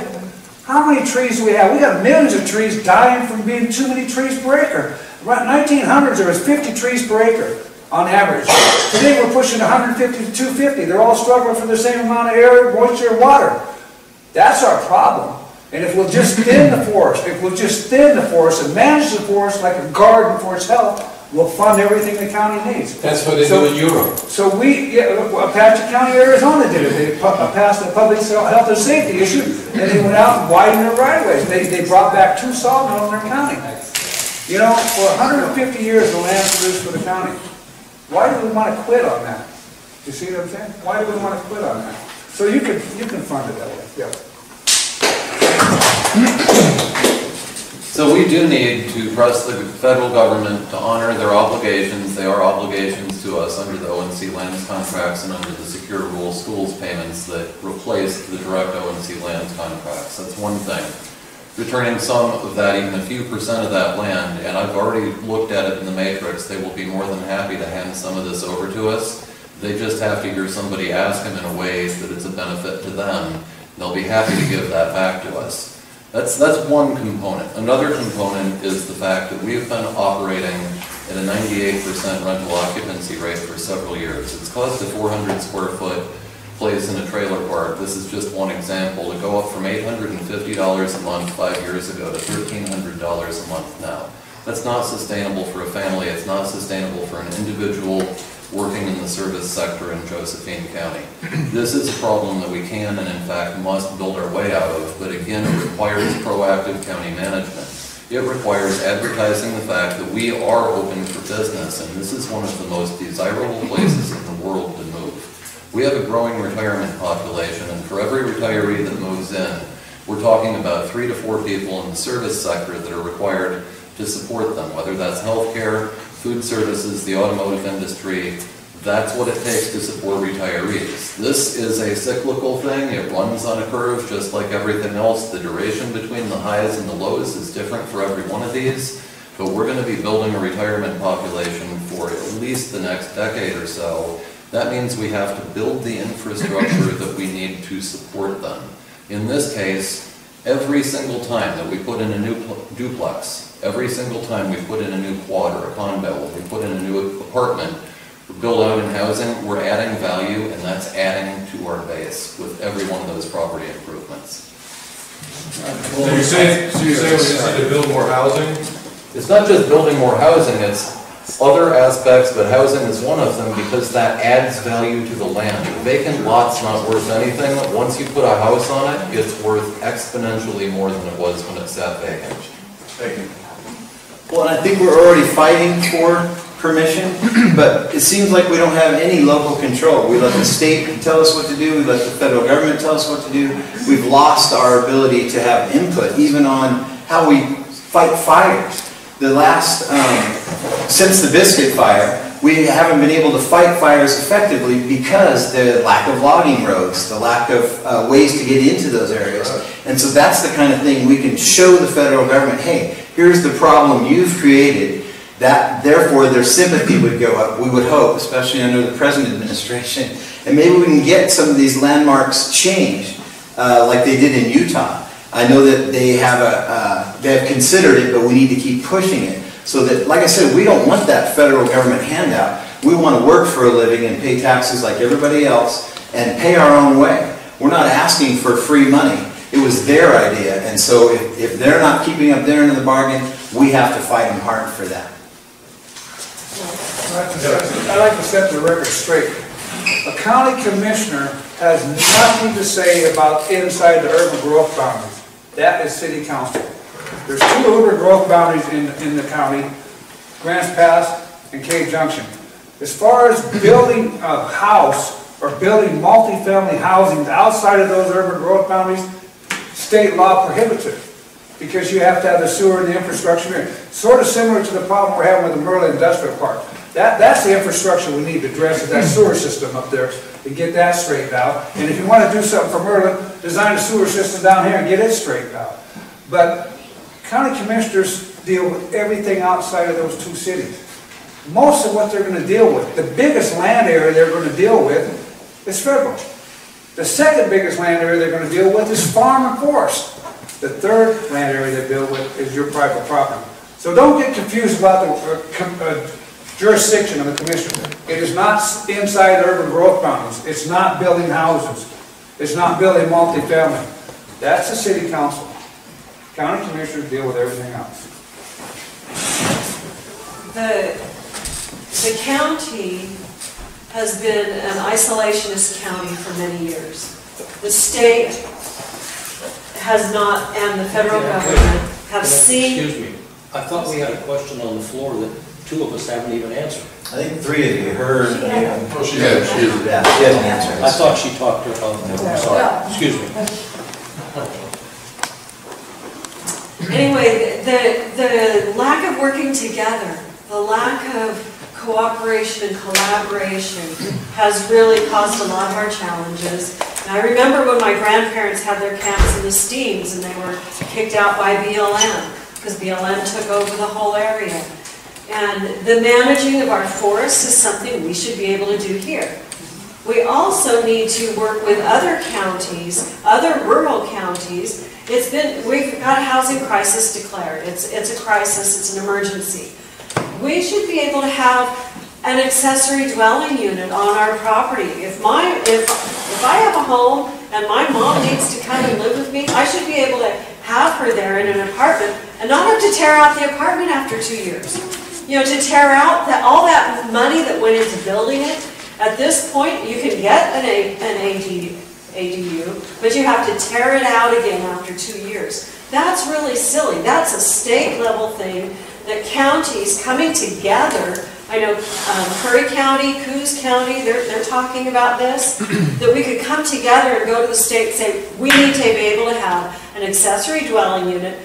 Yes, you have to have a permit to build it. It has to be built to code. There are standards that we want to be set, but we want to be able to house someone else in our home. We have a housing crisis. Too many people, not enough homes. That's an easy way to take care of that part of it. Sir, could you restate your question, because I'm totally... So they're talking about the highest tax rate only being 8% of the whole county's land area. So how do you expand that 8% so we can have fully funded sheriffs, stuff like that? That seems to be the key where you get your money, instead of trying to tax people on a levy or something like that. Okay, my answer, my understanding is that it's in the court systems right now to free up the timber. That's been in the court for a while. But what do we do when we do have a sale and we have an environmental impact that comes in and stops and holds it up? That's going to stop the funding.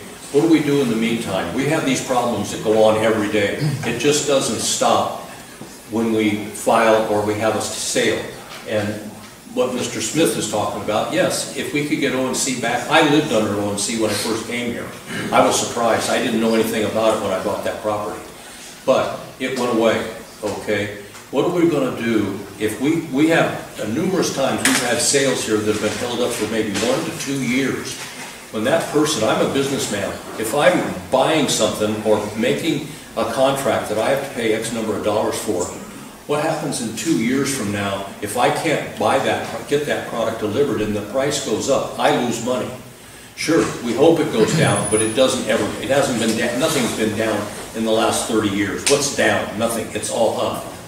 Everything is up. Cost of equipment, labor, and taxes, okay. So that hurts that situation.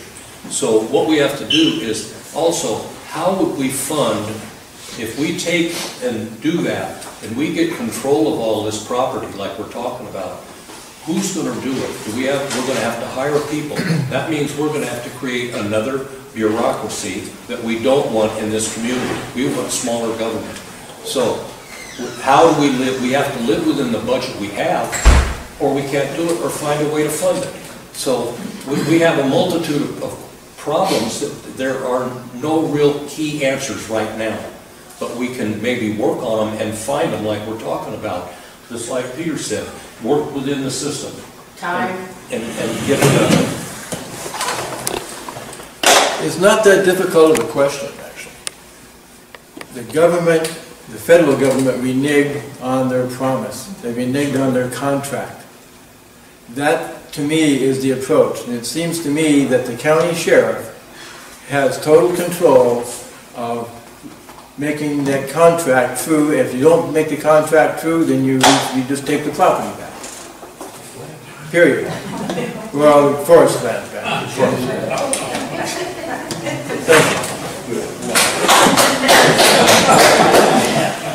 This might be for you, Darren, and maybe Ken, I'm not sure, but I think there's something in Merlin that's even more frightening than sidewalks. And Jim mentioned it, annexation. Nobody in Merlin that I've talked to wants to be annexed into the city. Is there any plans for that? Can you be honest with us and tell us what's down the road? Yeah, sure. The city has never discussed and has no plans to annex Merlin. To provide services out that far from the city would be really costly.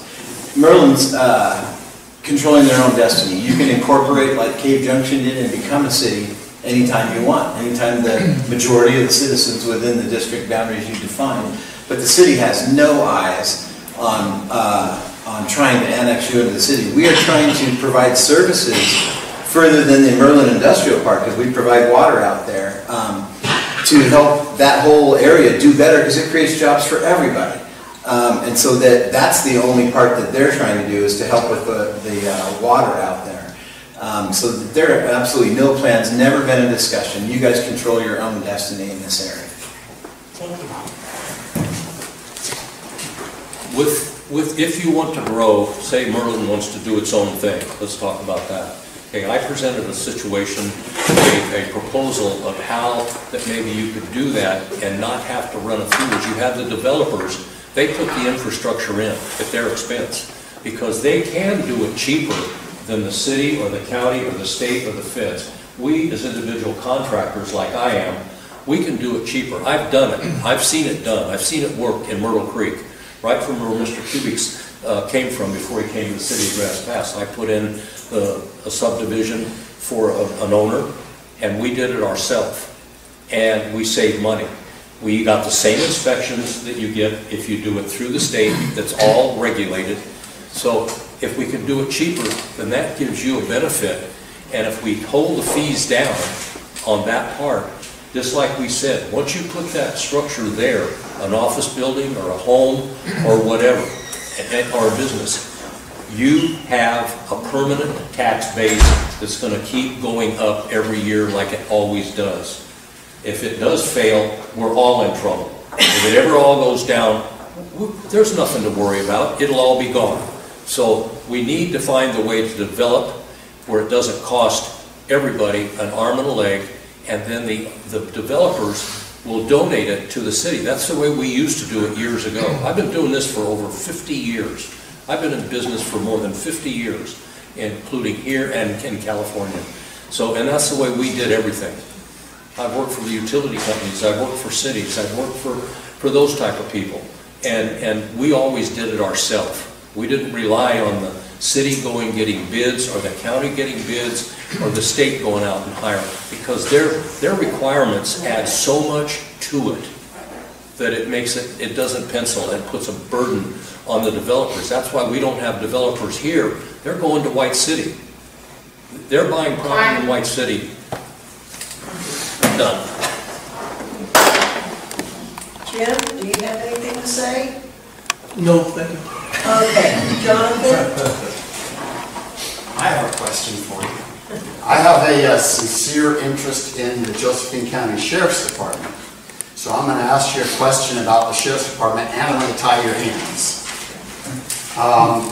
assuming that the levy sunsets and we don't want to ask for any more new taxes, assuming that we cannot get ONC back in a timely manner or securing our rural schools money back in a timely fashion, we need to plan how we're going to fund the sheriff's office.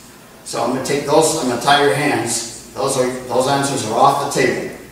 I'd like to hear from each of you your other options available for funds for the Josephine County Sheriff's Office. They've already did some proposals. It's pretty interesting because we're allowed by state law, they made an exception that we can use roads funds to fund the sheriff. There's also the commissioner wrote a letter, which I think is a very good letter. I can't remember exact numbers, but it's like $8 million. Maybe it's $3.8 million. The DA's office is a state office. Okay? Why is the county paying the payroll? Okay? I talked to the head of the executive director of the Association of Oregon Counties. He said it was as simple as a letter. Apparently it wasn't, because the commissioners already wrote the letter. I'm sure you guys heard about writing a letter to have the state take over funding the DA's office. Those are the kind of creative thinking we can use. There's money out there. It's just a matter of where you want to prioritize it. So it's really a scrutinizing of the budget. Douglas County funds its sheriff first. It doesn't mess around. It funds its sheriff first. And I think the long-term focus here is to get timber back in. I mean, you know, I'm going to talk about that because land's the issue in Josephine County. You know, you can burn 100,000 acres, but you can't log it. It doesn't make sense. But there's ways to get money for the sheriff. Okay, roads funds, we're allowed to do that. Curry County is allowed to do that. The DA's office, there was an attempt for the law to get some of the lotto money. You know, I know this is kind of odd because they give a good part of that lotto money to the environmentalists who help burn our forest up. but we won't give it to the county sheriff to help protect public safety. So there's creative ways to do it. The money's in the budget. We just got to prioritize it. Well, I just have to say that I'm not willing to have my hands tied by somebody that doesn't have the right to do that to me. And I don't want to make any assumption of something that could still be possible. I'm not going to rule out possibilities. And I believe that some of that is the sheriff's responsibility to manage their own budget, the part that is not part of the county's responsibility to give. There are state funds and federal funds and different pockets of money that come into the sheriff's department that, if you get that job, would be your responsibility to prioritize and find ways to ask and show and prove what you need and why you need it, so the commissioners can then go to bat for you. It would be up to you to justify what you need, why, how, and then it would be our responsibility to do the best of our ability with the funds that we have to provide for you. Well, an interesting scenario that there's no funding, but how are you going to pay for services? It's always been my dream from the beginning to eliminate your property taxes down to zero. Because when you own your house, you ought to own your house for the rest of your life and for your kids if you want to hand it down to them. But that means you got to have funding somewhere. Now, anytime you say sales tax in Oregon, everybody's ears close and their mouth opens. No, never. But what if you had no property taxes or no income taxes in the state, but there was a sales tax that everybody paid their fair share? Rich would pay more, poor would pay less. All those people working under the table would pay. That green rush would contribute finally. That's one way, but you have to eliminate, I mean all the way to eliminate property taxes if you're ever going to start a sales tax discussion. The road funds that you're talking about, it is allowed, but we don't have any left. Curry County, which is a poorer county than ours, has $30 million in reserves to take care of emergencies for their roads if they had a catastrophic landslide or something, or a bridge go down. They have that ability. Josephine County has not saved. They have $2 million left in that account. You can't do anything with that. You can't clear a slide on Belize Road for that. And so, because of poor planning, we don't even have those funds to take from. And so, in your scenario, I think you would have to talk about cannabis taxing. You would have to talk about state funds. Lottery funds are also gone. They have borrowed the lottery funds for 30 years in the future at the state. There's not even any money in that account. They borrowed against the future earnings that they predict are going to come from that. And they're always going to be decided by the legislature where that money goes. We were very fortunate to pull down a $500,000 lottery fund to help pay for a pavilion for Boatnick in Riverside Park. But that money's not there anymore. So you've painted a real big doomsday scenario here, and I'm assuming you're also going to say I can't hit up Santa Claus or the Tooth Fairy for some spare change. So, no property tax, no sales tax, nothing else we can do with the state income tax coming back to us. Yeah, there's a little bit of money in the road fund, there's a little bit of money in the lottery fund. When the state set up the redistribution of the cannabis taxes last year, Josephine County's share of that went up to $206,000, was our last payment at the end of 2017. That is one area where the funding coming in is discretionary. The legislature left that up to us to use it for the benefit of the county at large. You and I both know that it only run the sheriff's department for a couple of weeks. You're talking about cutting back on goods and services. You're talking about cutting back to essential staff at the county level in order to fund essential services.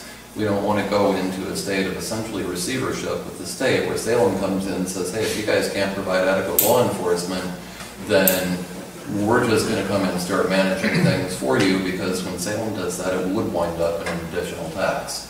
I hope that we can find a compromise in the meantime, and I'm hoping and truly believe that through a combination of taking back our lands and enhancing development, really simply advertising the fact that Josephine is open for business, we'll be able to make up the revenue gap that you're talking about.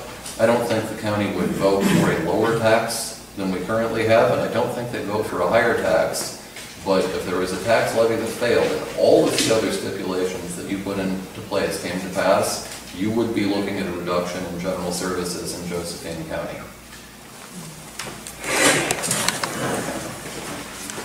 My first question for you is, do you have a figure that it's going to take to bring that up to your standards? How much money it's going to cost the county to implement your question of, we need to bring the services up?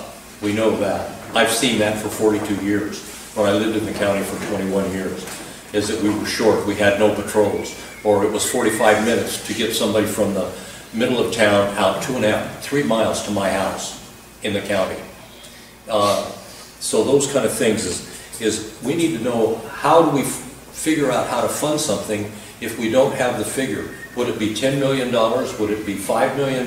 Could it be $20 million to implement the full-time patrols and open the substations that we're talking about all the time, so we're closer to the problems? So that's the question I have. And then we would, as a commissioner, we would have to sit down and see what we could do to help the sheriff get the money that they need. And that means the people have to be behind that system, or you won't get it. No matter what we come up with as a commissioner, if the people don't agree with it, it will never happen. So we stay in the same spot we've been for the last 42 years that I've been here. So if we need to know how much money is needed, then you work on how to resolve that fund so you can make it sustainable too. That's the other problem. We talk about PERS, okay? When we have PERS and we have all these other things, then we can figure in how much money we need to raise it. It'll never stay stagnant at one point. It'll always have to be raised, because you're going to have a minimum of almost 3% a year just on cost of living. That means that PERS goes up, the wages go up, the whole budget goes up. Even if the private sector doesn't go up. Yeah. If elected, and if I'm the liaison for the Sheriff's Department, then I will work with the Sheriff's Department. If I'm elected and I'm not the liaison for the Sheriff's Department, I will have to be part of the commission that's going to be working with the Sheriff's Department. Do I have a specific answer to your question? No, I don't. But will I find a specific answer? Yes, I will. I'm going to I know I billed this from 6 to 8. Do you guys, or 6 to 9, do you guys want to keep going until 9 o'clock, or do you want to stop at 8? But he's had a question for a long time. Okay. You have a question? How about 12? We don't have time for 12. Okay. Give us a good one.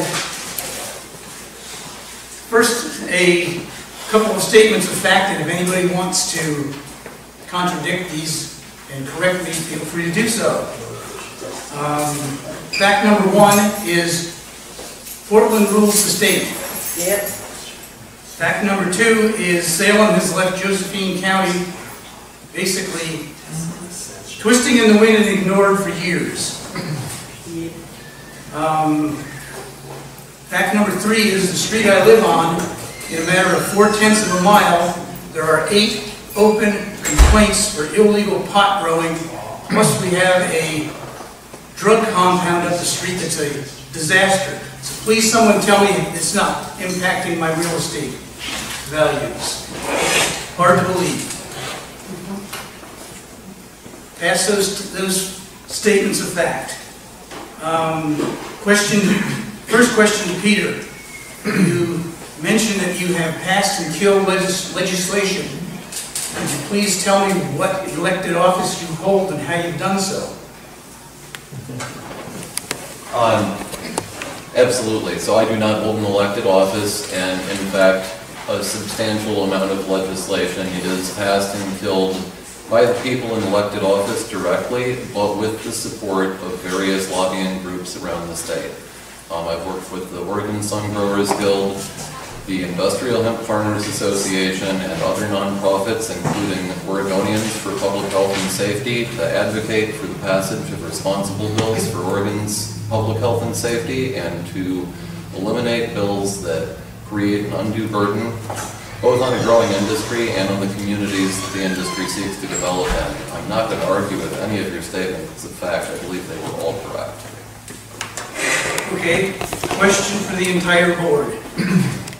Since we now know for sure that Salem has left us twisting in the wind, what will you do specifically to better the life of what I call the normal people in Josephine County?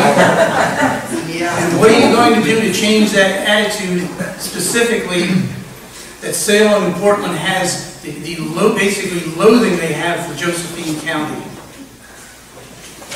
Build a relationship with the people. Talk to them face to face.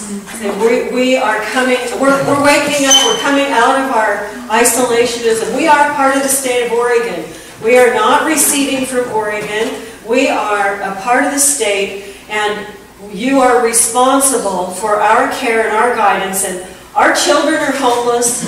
Our people are dying on the streets. The opioid crisis is hitting us worse than anywhere else in the state. I would take facts, I would take proposals, I would take people. And we would go and we would talk and we would find ways and find solutions to get our money back here. And it's not gifts and it's not grants and it's not a handout, even from the federal government. This is our money. We're paying the taxes. It comes out of our income tax. It comes out of our purchases. It comes out of everything that we do. This is our money. We need to bring our money back here. But it takes building relationships. And I have watched the relationships be, I don't even know what word to use. You know, they've not built relationships. They have closed doors and said, we don't want to talk to you. We're going to do it our way. And that's fine to do things our way, but there's a way to do it our way, and there's a way to do it in collaboration that gets their support instead of their antagonism. And I would work to gain their support for our needs, which are vital and critical and immediate and necessary. Well, this is totally a symptom that's going on nationwide. The population centers dictate what happens to the rural communities. And that's unfortunate. I wish we had some sort of electoral college for states where we could level that playing field a little bit. But since we're playing within the game we have, we'd have to build the coalition of counties like they did fighting the federal government for land use. Simon Hare got a group of counties together that were affected to fight that, because one county alone doesn't have the funding to fight that. And so you have to work within the system we have, which is get all the rural counties to work together to fight what Salem and Portland and Eugene are telling us what to do. It's a problem nationwide, and that's why they set in some fail-safes to keep those population centers from ruling the rest of us nationwide. Unfortunately, we don't have those protections, so we have to keep fighting. When you look at the election map, if you paint red and blue, the blue's always around the population centers and the red's everywhere else. And when you count the counties, they can't just make that fight individual. They're going to have to be together in order to win that battle. Now, unfortunately, some people are feeling helpless now, and they're starting to leave, going, I'm going to another state that will respect what I believe, and that's too bad, because I think it's worth fighting for. Like we've said before, this is one of the most beautiful spots in the world, and it's worth fighting for. If you can find a way to make a living here, who wouldn't want to live here? I think the question you asked was more of a question for the people. Because if you're tired of Portland ruling you, get out and vote. If you're tired of Portland controlling everything, get out and vote and elect the right people. How long has it been since we had a conservative governor in this state? The last governor's election, 75,000 conservative votes were left on the kitchen table. Now that wasn't a commissioner's problem. That was an apathy problem. I've always said that the thing that will bring America down is apathy. You know the root word of apathy is pathetic. The American people sometimes are pathetically not involved in their county, not involved in their government. So the way you're going to solve the problems you're putting forward is not electing a commissioner. It's taking back and voting for the right people at the state legislature and voting in a governor. So the good questions, but it's not a commissioner's thing. I could advocate, I like the idea of getting the counties together. I talked to a county commissioner who was a commissioner here for 22 years. He had those 32 counties together at one time, but it didn't make a difference at the state level. The key for this whole ball of wax we're in is the governor's seat. Get out and get a conservative governor elected, because nothing's going to change. That governor appoints the LCDC council. That governor just runs roughshod over us. Yeah, Portland and those population centers control us, but you know what? Trump got elected anyway. And it wasn't the population centers that elected it. It was the rural people that came together and said, yes, we want to change. So when the people in Oregon get tired of it, when the people in Josephine County get tired of the opium and heroin epidemic, then things will change. Until they get tired of it, until the people rise up, there ain't no change. Elected one commissioner is not going to change a lot. He can advocate, he can vote one way, but one commissioner does not make a hell of a lot of difference, excuse my French. Peter? It's not just a public image problem with Salem and Portland, it's a real problem. It's easy enough to say they need to get out more. They ought to come down and visit us, because I'm sure they would love our vineyards. They don't actually need to go someplace else to get a good tour of the countryside or a trip down the wild and scenic road. Advertising, that's not good enough. As has been correctly noted, we do have a problem with lack of voter participation.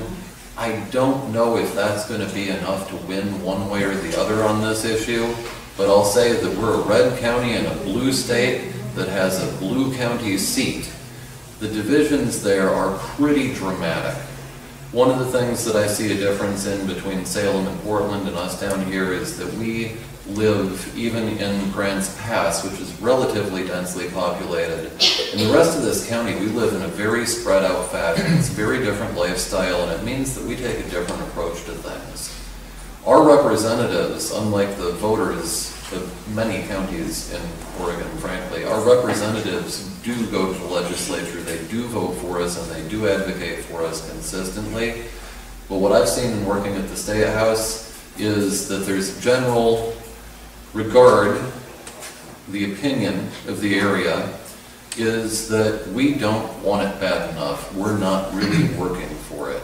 And I think if we step up to the plate and really swing as hard as we can, we put people in office that have a will and a determination to move forward instead of just flowing down the river, then that will be respected and it will be reflected in future spending decisions and will be reflected in more of our income, more of the state revenue coming back here so that we can use it to build and develop just as well as they can in the metropolitan areas. Everything that's been said right now, I want to revert back to a statement I made earlier. That this process is already is being enacted by a group of over 700 people throughout the state of Oregon. They've had 3 conferences, maybe a 4th one by now.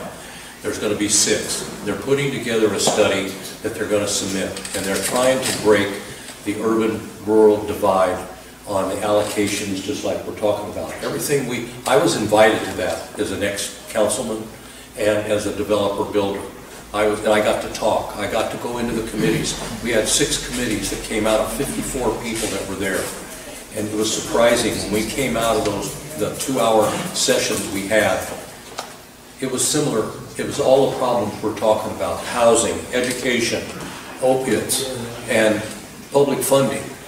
Every one of the county, those people that I was with were from all over the state. And they're doing this all over the state, these 6, and they're compiling all this. It was all recorded of what we said. It was written down also. Notes were taken. And then we came up at the end and we presented what our group had come up with. Out of this, which I never even thought it would happen, but I was recognized for one of the things that I said. And it shocked me and I talked about education of our young people, to raise their income so they could stay in this community and have a family and be able to afford to live here, which right now they can't.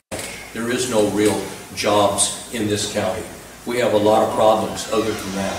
So we have to find a way, but that is in the process right now.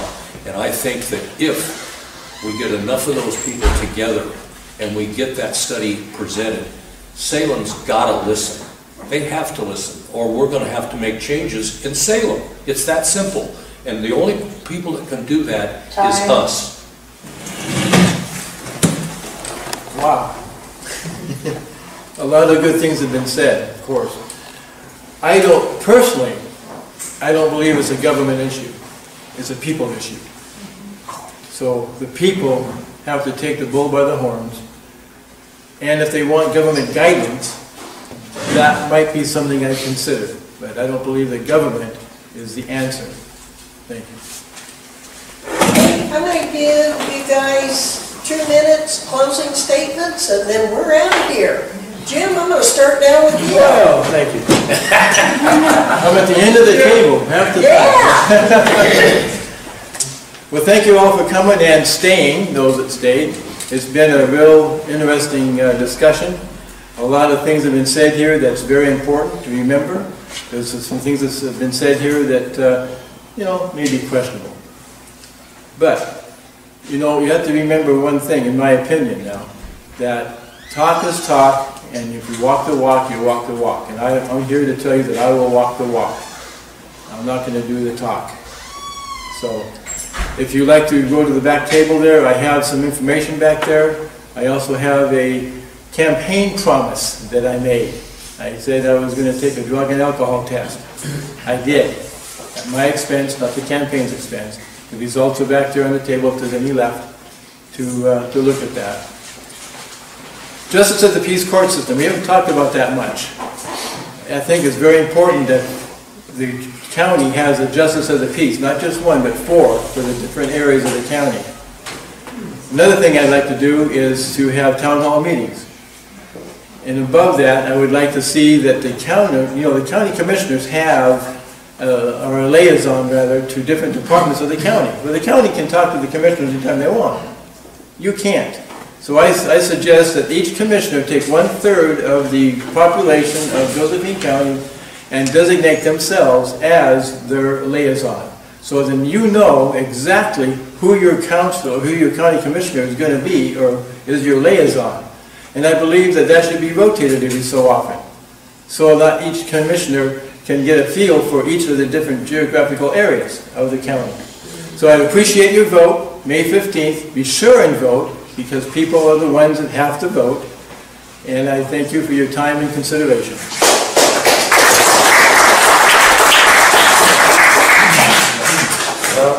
Number one is that when you go as an employer or as you're hiring somebody to work for you. So you're looking for a person who's got the most experience that fits all the needs that the county or your job or whatever's needed. When you're a businessman, you look for the best candidate who's got the most experience. I have probably more experience around the whole gamut of things that need to be done. And not against anybody here, but I probably have more of that type of experience under my belt over the last 50 years. And so I think that with all my negotiations and my government work, my committees I've been on, and those type of things, I think I do fit the bill to be your next county commissioner, and I would like to have your vote.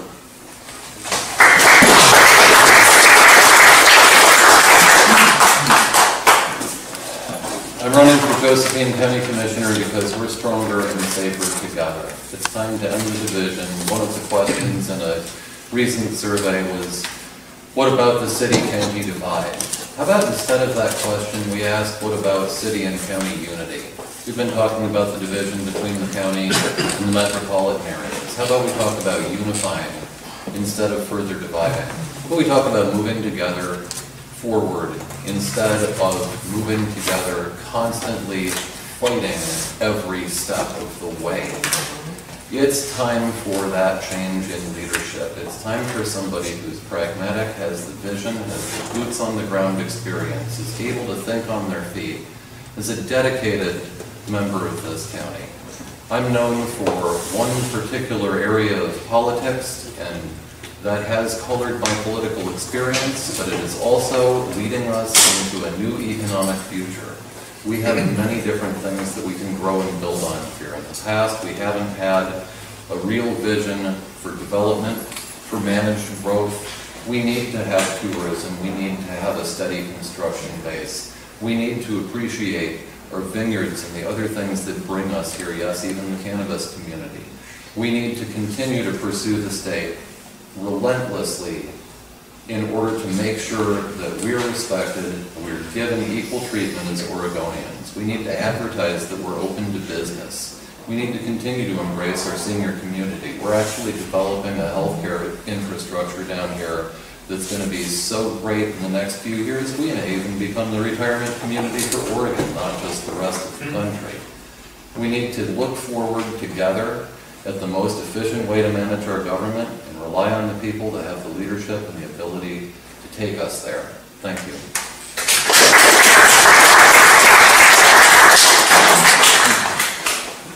Well, because I volunteered in local government for over 10 years, I've been on the Rural Planning Commission, the Urban Planning Commission.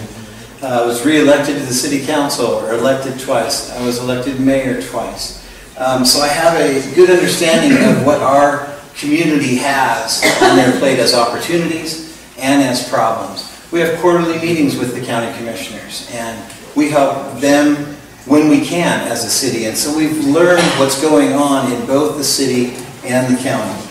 And obviously this is a great place to live. We all agree.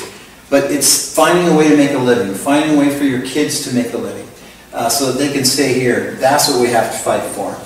And I would fight for all of the community's residents, inside and outside the city's Grants Pass, K-Junction, and the communities, to have that same dream come true so that you could have your pursuit of happiness.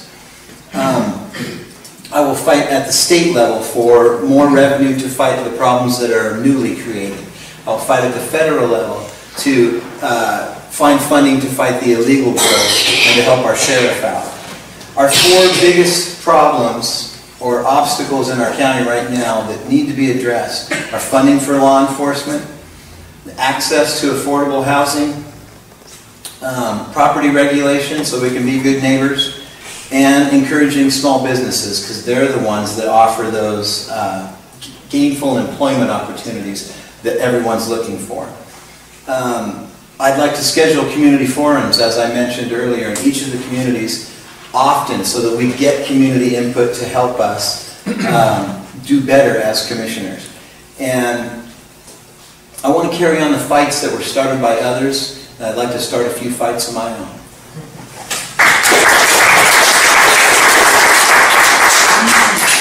I really appreciate this opportunity. Thank you for inviting me. I'm producing the fourth annual Healthy Food Festival in September. We're bringing together youth from the Josephine County Foundation, Grants Pass High School Culinary Arts, and there's another group that went out of my head just now. Anyway, we're bringing youth together now. We're not waiting to get elected or for anything like that. This is our fourth annual event, and this year we have educators coming from SOU, U of O, the National Institute on Nutritional Medicine. We're talking about how food affects our mind, body, and spirit. And food is not just what we put in our mouths, but it's what we put in our minds and what we do. How do we feed ourselves as a people? And education is key to shifting our culture into a way that we can really nurture one another. And the youth are rising up, and I'm out there and I'm hearing them, hey, we're voting, don't think we're not voting. The youth are out there and they're voting this time. And it's really exciting, the growth that's happening. Yeah, there's a lot of conflict, but if we focus on the growth instead of the conflict, and if we focus on our youth, and we help and we nurture and we develop them, so they become our new business owners, and they become our new farmers, and they become our new commissioners and our new city council people. That's what we need. It's their world they're moving into. We're here to support them and help them rise up into and create the world that they want to have. You know, we're in this room, most of us, except for, thank you for this youth presence, most of us are, you know, over halfway. You know, we need to focus on the kids.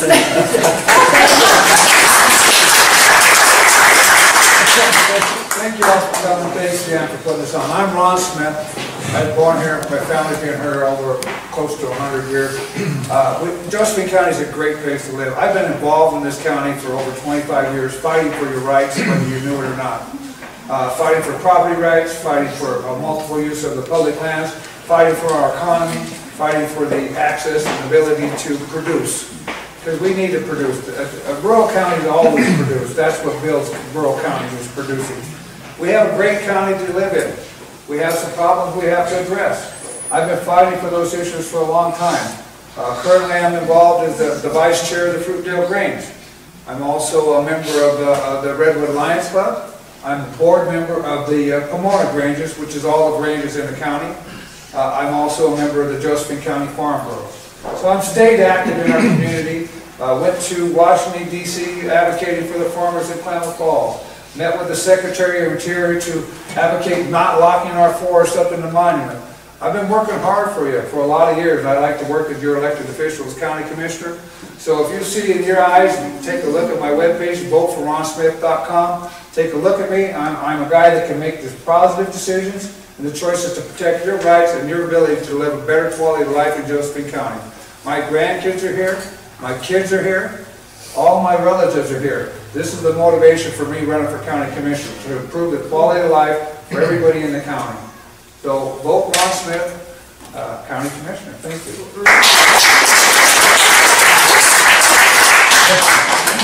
I would like to thank each and every one of you for taking time out of your busy schedules, because I know you are busy. And